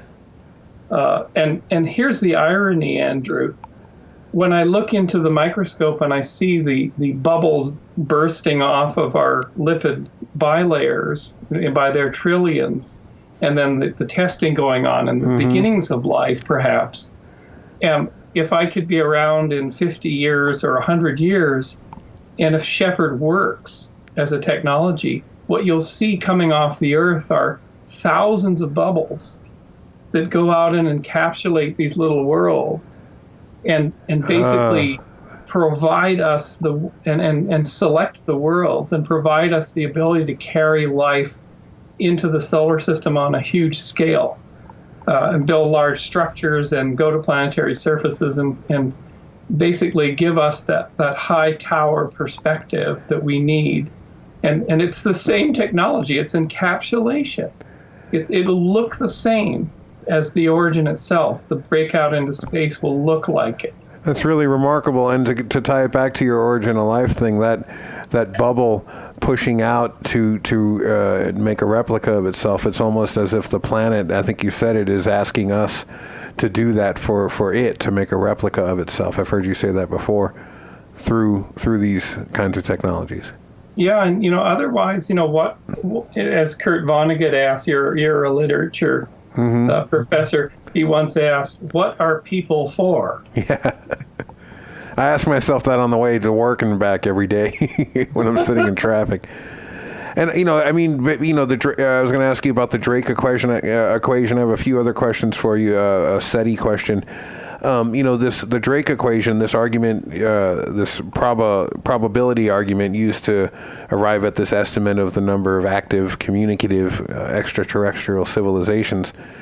So far at least, and I know that there's lots of places to look, but we haven't, like you said, the one thing we know is at least it seems to be complex communicative life seems to be in short supply so far at least. And so whether or not we're the only folks in the cosmos, we haven't found, or at least as far as we can tell, we haven't found anybody else yet. And so your idea of us being the reproductive organs of Gaia, it might even be bigger than that. We might be the reproductive organs of the entire universe. Well, it's chilling. There's always these wonderful chilling things, but it's also a little bit humorous in that 5 years ago I did a talk at the SETI Institute in which I extended the Drake equation with 4 new terms. Okay. And I had to be very funny about it because Seth Shostak was there lying on the floor in my talk. And Seth Shostak is, of course, the alien hunter. Okay. and should be on your show for sure. Okay. He's wonderful. He's incredibly funny. His office is plastered with UFO puppets and models and aliens of all kinds, because you got to be funny about this because, what a job to have. And he gets all kinds of people coming at him with different things. Best defense is humor. But best offense is humor sometimes too. So he's lying on the floor looking up at me, and I bring up my 4 new terms on the Drake equation, which was, okay, given that the civilization has created advanced technology, here's the next term. are they willing to fund visionary nerds? And the next term was, are they willing to fund visionary nerds for a long period of time?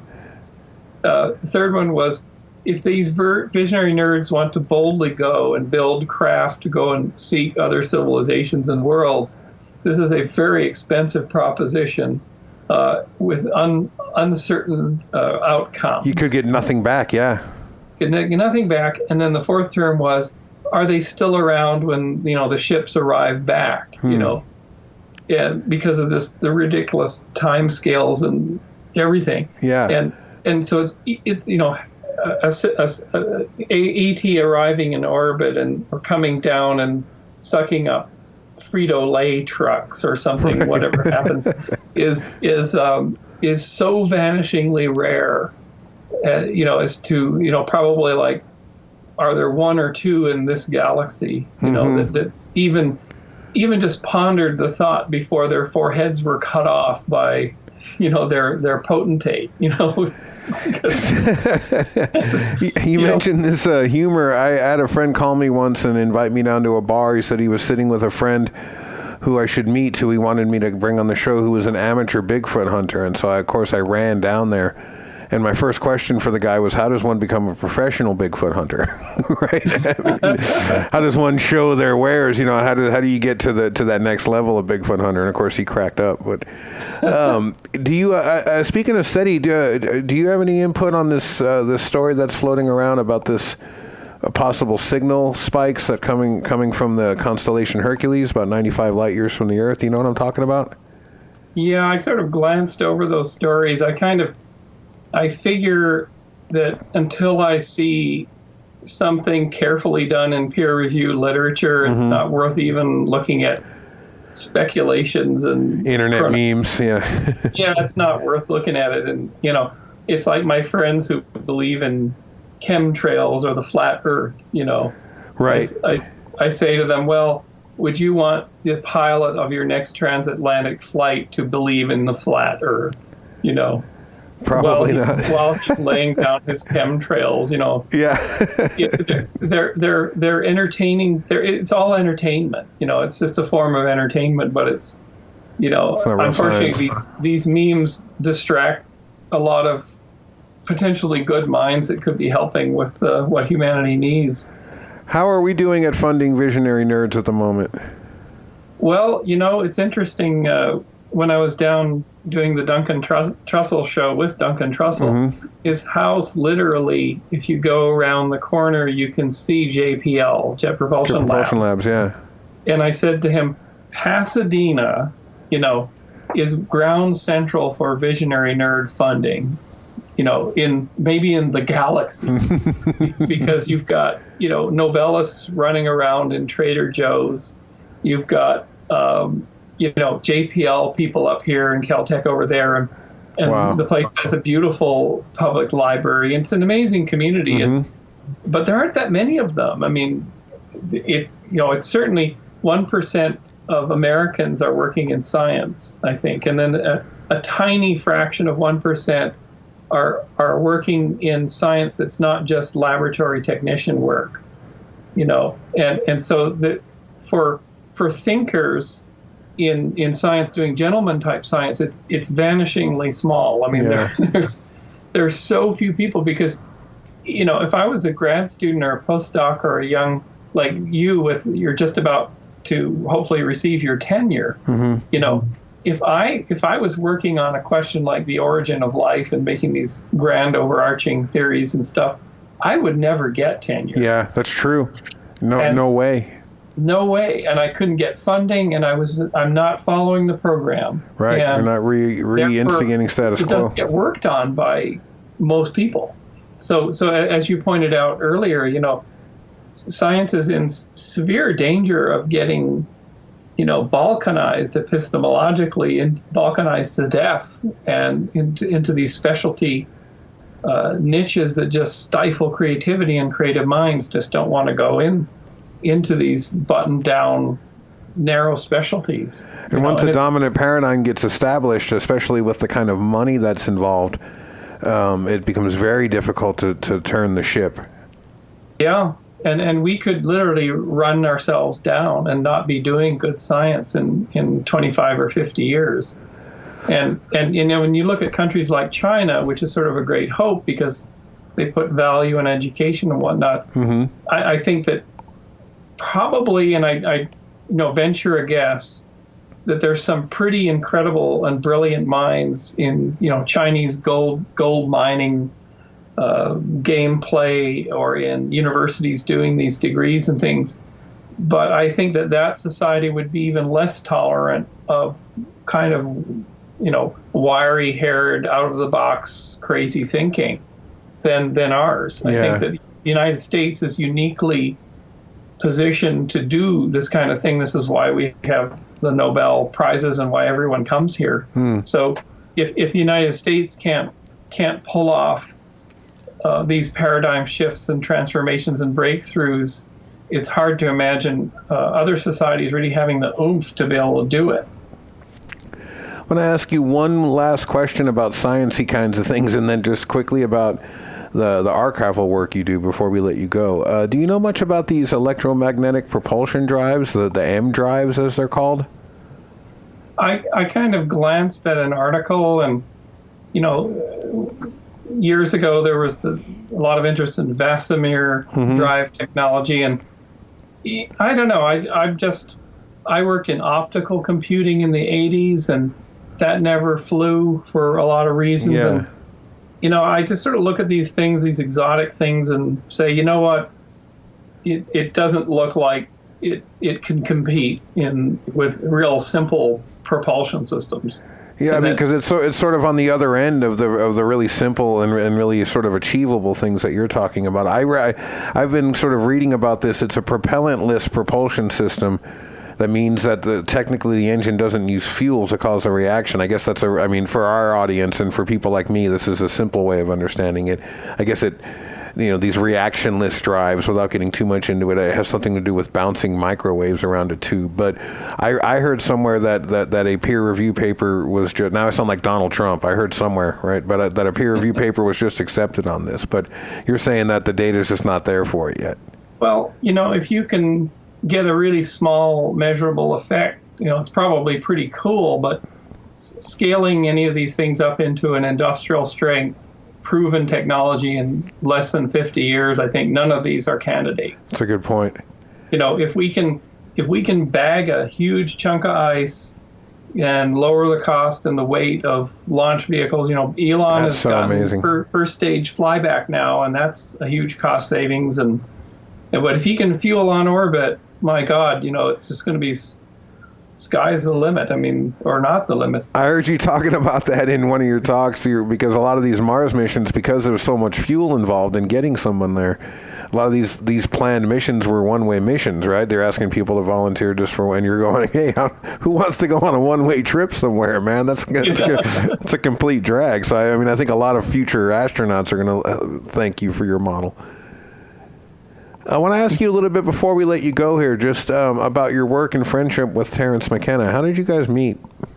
That was pretty interesting. I was involved in virtual worlds, and these were sort of spaces with avatars, and think of them as, player game characters, like people talking into heads, and their voice would come out of a mouth, and you'd move around a 3D space on your computer screen, not VR. And this is all in the mid-'90s. Yeah. And one day, I was in a lab that had a 3D cave in it, and they were running one of our virtual worlds on there, and there was this floating head, and through it was coming this tinny voice of this very interesting sounding, very odd guy. Yeah. And it turned out my friend was simply playing a Terence McKenna cassette. Oh, nice. into his microphone, and there was a crowd of people in this virtual world listening. And I said, who is this guy? And he said, well, I'll introduce you. And so we started corresponding by email and struck up a friendship of a sort. Yeah. And then we struck up an intellectual kind of joustingmanship. And then he came here to the house here, and I put him in front of that very same virtual world so he could use it himself. Yeah, I've seen the video of that. Yeah, and then we went to his house in Hawaii, and we did a virtual alchemical powwow over his big satellite dish because he was getting really exhausted from all the travel he was doing, and he wanted to see if he could actually address audiences in cyberspace and becomes the zone ghost of cyberspace. And we did it. And unfortunately, we didn't know this. He had a brain tumor that had been growing for years, maybe decades, because he suffered from migraine headaches. And my sister died of a similar kind of brain tumor. Oh, my goodness.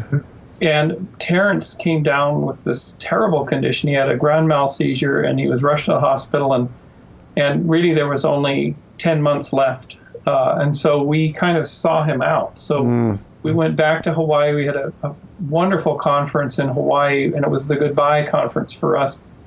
And I had a visionary experience. I had one of what I call my endogenous trips, where I'm not taking anything because I just do this on the natch. Wow. And it was the last hour of saying goodbye to Terrence, and we were all lying on the floor in the conference hotel, and Terrence was sitting on the floor, and we were surrounding him, and we were allowed to do anything we want, take a nap, send him healing prayers, say goodbye, whatever. And as soon as my head hit the carpet, I was in this green plane alone. I was in an endo vision. Wow. And I was a sphere, observing sphere, and Terrence was sitting cross-legged in the center of this green plane. And there was no one else there. And I realized he didn't notice me. He was just there. He was already crossed over somewhere. Wow. And then I heard this whirring sound. It was like whir, whir, whir. And I looked up, and there was this dot coming through this sort of crystal sky. And as it approached, it started to glisten. And I realized, and this is a metaphor from Terrence's virtual worlds, I realized this is a Fabergé egg. And it's coming down, and I realized it was basically a taxi. It was like a vehicle, and it had a curving glass windscreen, and it had an unseen driver and a plush seat in the back. And it was picking him up. Yeah, and it hovered next to him. Terrence looked at it, unfolded himself, stepped into the back seat, and it started moving off, and I saw him light up. He lighted a bomber, and then it just took him up and out through this crystal veil. And I was pretty shy about this, but I approached Terrence as we were leaving. We took a picture together. There's a picture on the web of the two of us with Robert Venosa. And I said, Terrence, can I tell you what I saw? And he said, sure. So I related this, and he turned to me and he said, and this is the last words he ever said to me, the getaway car. And years later, I literally sat bolt upright in bed, and I said to Terrence, you left too soon. I'm bringing you back. And I heard his voice in the room. And I started this obsessive project to reconstruct him. And Lorenzo Haggerty and I, between us, and then the whole community supported it. We got all the cassette tapes from Ralph Abraham, the trilogues, you name it. Yeah. We digitized those suckers, and we reconstructed Terrence McKenna and put his voice back in the psychedelic salon. And his archives were destroyed by fire. His huge book collection. I've got some of the only documents left, and Dennis has them too, and Dennis and I are often on podcasts and talking together, and we sometimes talk about Terrence, but we rebuilt Terrence McKenna. And then in 2012, I did a 3-part roadshow about the life of Terrence to kind of put a button on it and reveal some truths that the community needed to know about Terrence. And then we did that, and it was a big release, and I feel like, I feel his presence. I felt very sad that he left so soon, because we were having great conversations. He proposed that we go on the road together. Oh, that would have been great. It would have been great. And I was questioning his, singularity ideas in 2012 and stuff like that. And so was Ralph. But I just had lunch with Ralph Abraham yesterday. Really? He's got a new book out or coming out, doesn't he? It's Hip Santa Cruz. It's interviews with all the counterculture figures that help make the counterculture from around here, who meet here about every 2 years here at the farm. Santa Cruz was where the archive was, where it was burned. Is that correct? It was actually in Malibu? Down in Monterey. It was okay. The Esalen office. But that's right. It was that big fire. That's right. But Santa Cruz was where the first acid test was held, and the county of Santa Cruz dedicated a memorial bus stop to the location of the first acid test back in December of last year. And, Santa Cruz is kind of progressive in that way. Yeah, no kidding. So, you've been on with Dennis a lot because it seems like his work dovetails a lot with yours in terms of really trying to nail the science down on things. And so it's good to know that you two interact. Those psychedelic salon, man, I mean, I'm sure you've heard this a lot, but I was obviously aware of Terence. I didn't meet him, and I never got to see him speak, but I was aware of him through his writing. But those were the first time I ever heard his voice, was when those came on, and I would listen to Lorenzo's stuff all the time. So thank you for that. I'm sure there's a lot of us out here. Yeah, and the challenge we have, and you'll understand this from your study of alchemy, and Terence understood this too, but Terence was a spellcaster. Mm-hmm. He was a spellcaster, and he had the Irish twang and twinge and twinkle to do that. I mean, the storytelling thing was his primary, gift. Mode. Yeah, absolutely. Gift. And so he cast spells on people, and in some cases they were not helpful. Yeah. So in podcast number 316, Dennis and I and the community removed the spell because it was getting out of hand. I mean, you don't want young people doing what Terence advised them to do. 7 grams of psilocybin in a dark room. Yeah. You don't want that, and it's the wrong message to say I'm so excited to meet Mr. and Mrs. Machine Elf. Yeah. And that was not good medicine, and so we had to do something, and we did it in that podcast, and it created quite a bump in the field. But in a sense, we also, I think, liberated Terence from his godhead or whatever people were putting him up to. But and it's a cautionary tale. I mean, last question for you before we let you go. Did you have to do something similar? So, in 2006, you became an agent for the estate of Tim Leary and received his remaining books and news archive and collection. And I'm wondering if you had to do a similar thing with Tim's work. Tim. Here's the interesting thing, and we could do an entire podcast. Yeah, I'd love to have you back on to talk about him. Yeah, I could get my head around Terence's life. I think I could internalize Terence somatically. I could put the skin on of Terence McKenna and be him momentarily. That's part of my shamanic practice, is to become another. Yeah. When I do the cultural. So I would load Terence's cultural operating system and see the world through his eyes and just become him. Especially when I'm doing certain kinds of storytelling. I literally run the Terence program now and then. But I'll tell you something, Tim Leary, you can't do that with. Tim Leary's life was so complex. Yeah. And so full of contradictions and nuance and confusions and the vapor trails of glory and disaster that there will never be, and there probably never should be, another Tim Leary. I mean, you could call him anything and it'd be true.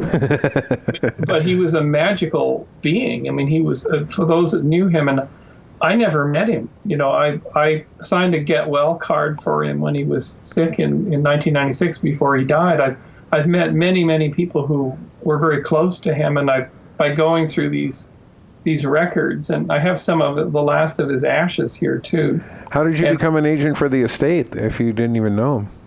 At a party in Santa Cruz, there was this wonderful, short, intelligent woman I was introduced to. It was Dennis Berry, and she looked at me with these sad eyes.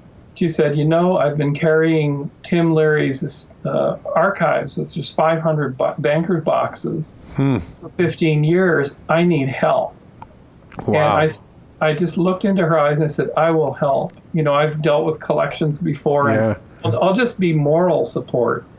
And eventually, we tried several high net worth individuals, and we were going to honor what his will said, which is he needed value from this to give to his kids, because he felt in some cases he wasn't a very good father. Although he was a great father to Zach Leary. Yeah, I was going to ask if you've spoken to Zach about these. I have, actually.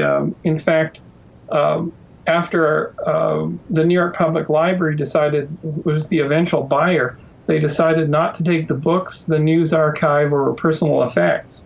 So one of the personal effects was one of Tim's wallets. Wow. And full of cards and like Blue Cross of California, Timothy Leary, I thought, Timothy Leary is dead. Yeah. and I opened the wallet and went through it, and there was a picture of Zach when he was about 8. And so I got in touch with him. I said, guess what I found? And I mailed it to him. He said, thank you very much. That is something else. Meant a lot. And, I said, this has to come to you. And there's an album signed by Ringo Starr, and I think it's actually signed to Zach in the record collection. Oh, that's cool as well. But touching the material, there was a real power that happened in that period. And one of the things that Ralph Abraham is doing in these new books is talking about the psychedelic wave and how it transformed not only his field of mathematics, but the whole world was transformed in a very short period of time, very powerfully. Cataclysmically in some ways, but absolutely, yes, extremely powerfully. And then other forces sort of came and reasserted themselves, and in some sense, the psychedelic wave is back, working in different ways. But ayahuasca and things like that is having powerful impact. Well, it's just been great having you on the show, Bruce. Thank you so much for being with us. It's my pleasure, Andrew. One of the things I want to say at the end here for our audience is that this wonderful idea of the shepherd miner, you gave this idea away. I saw in your TED Talk that at the end of it, you expressed to the audience that you and the other designers of this concept were giving the concept up and open and putting it out there open source. And I guess lastly, if you could maybe speak to why you did that and why you see the need for these so-called, the importance of these open source ideas and technologies for the good of our species and our planet. Elon has this policy too. They'll file patents, but they want other companies to make batteries. Mm-hmm. And they want this open source ethos. They want innovation to be spurred because they want competition. I see. And so I sort of thought, other companies in our field, in the space field, will file patent after patent after patent on kind of ridiculous ideas, and then they'll hold these patents up and say, well, it's patent pending, therefore we need to get a NIAC grant. And it's really nonsense. If humanity's going to do something as bold as opening space and, allowing the extension of the biosphere into the solar system, it's something that all of humanity does. It's not a company thing. It's not an individual, oligarch deciding to do it, or one government. It's a human drive of the human enterprise. And so the best thing we could do is, I work in patent infringements, one of the other things I do. So in that TEDx talk, I basically said, I declare at the end of this talk that we have now given away this invention into the public domain. So that in future litigation, they will pull this TEDx talk, and basically you won't be able to defend the claims in your patent. Because I get it. It was clearly shown, the innovation, clearly given away.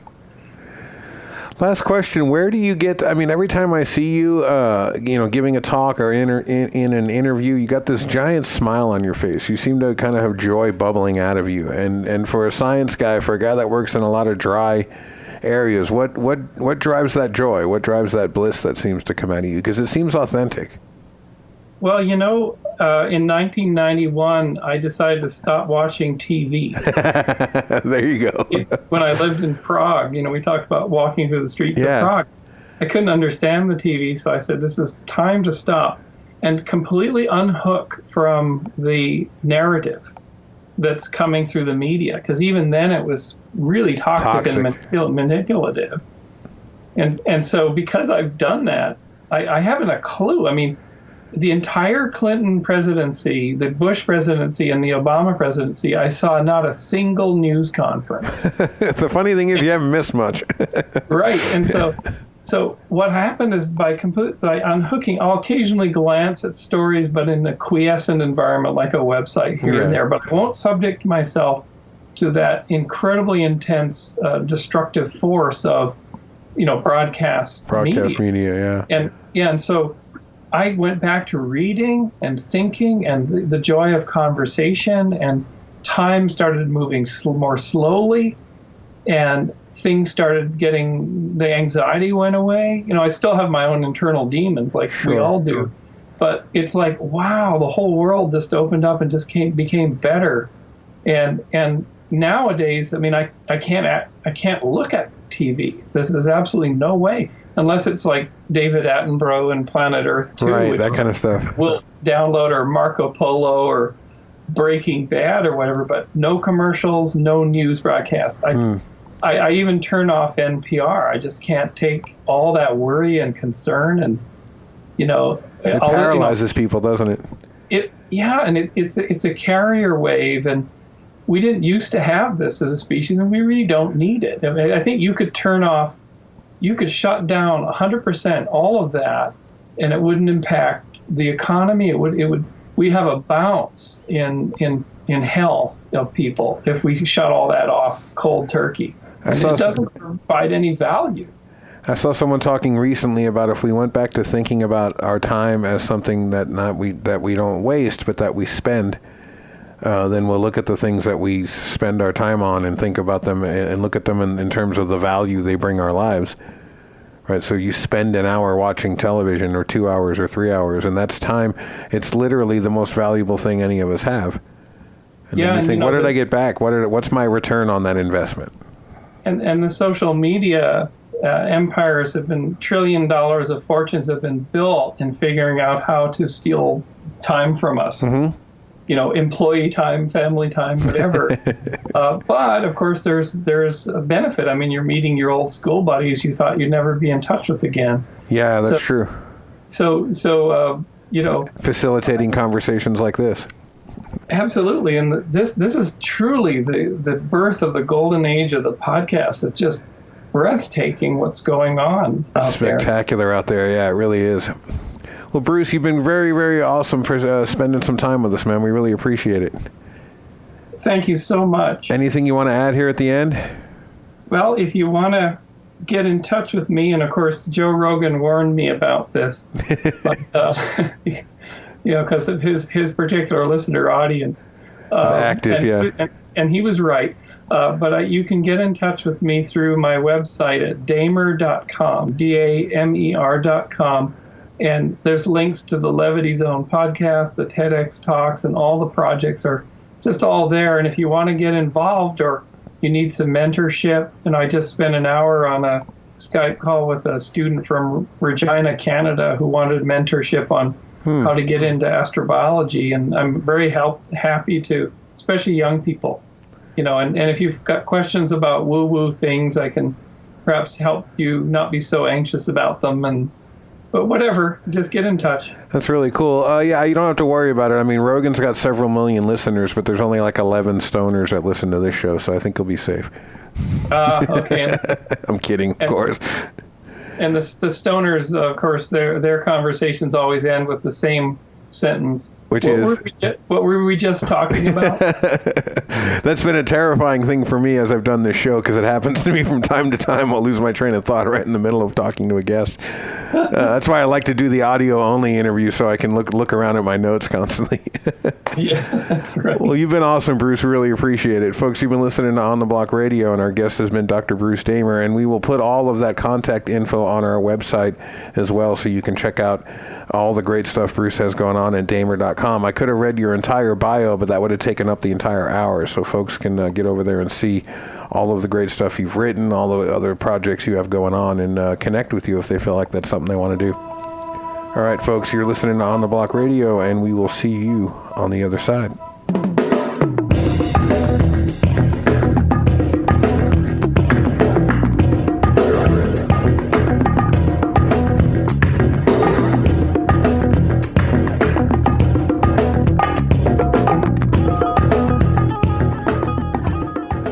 Hi, I'm Douglas Rushkoff, author of Throwing Rocks at the Google Bus, and you're listening to On the Block Radio.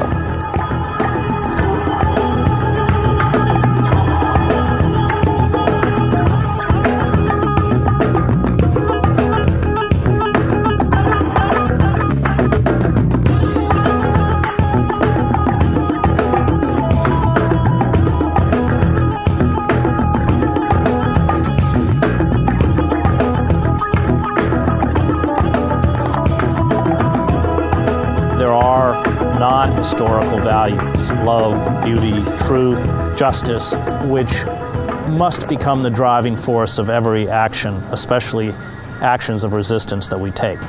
And it's extremely difficult now to break away from the mass because commercial culture, corporate culture has done a very effective job of making us all afraid, constantly afraid. And fear is dangerous because when you're made afraid, you become passive and you start thinking with another part of your brain. And I think that much of it is really the ability not to be afraid. That capacity to say no, to be defiant, is the mark of a life that's actually lived as an individual, rather than lived as part of a herd, as part of the mass. Life has got to be more than saying, how do I slot myself into the world that it currently is? It's got to be about something more powerful.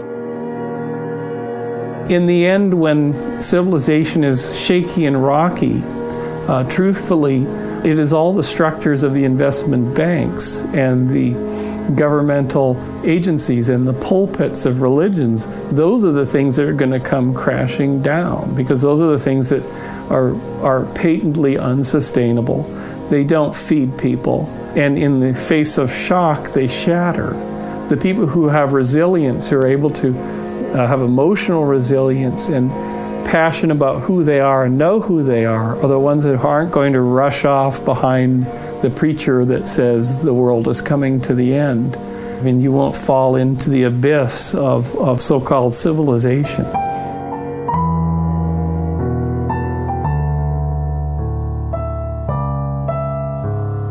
You've been listening to On the Block Radio with Andrew Gurevich. The show is produced in Portland, Oregon by Michael DiNapoli at MD Productions. Theme music by Moving the Mountain. Closing music by Jonathan Oak. Look us up on the web at ontheblockradio.com. You can also find us on Facebook, Instagram, and Twitter. Don't forget to tune in next week for a brand new episode. Previous episodes can be found on our website. Thanks for listening. Oh, you're beautiful kitty kitties. Oh, look at you out there. Beauty like a bolt, light in a darkened hallway.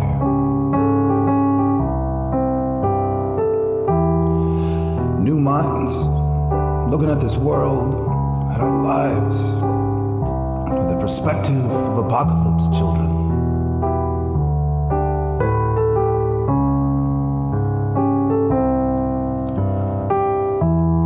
Standing dusty in the barren highways, standing broken before the fathers who are meant to make us whole, but who only lied to us about what it meant to be a man, about what it meant to be a woman.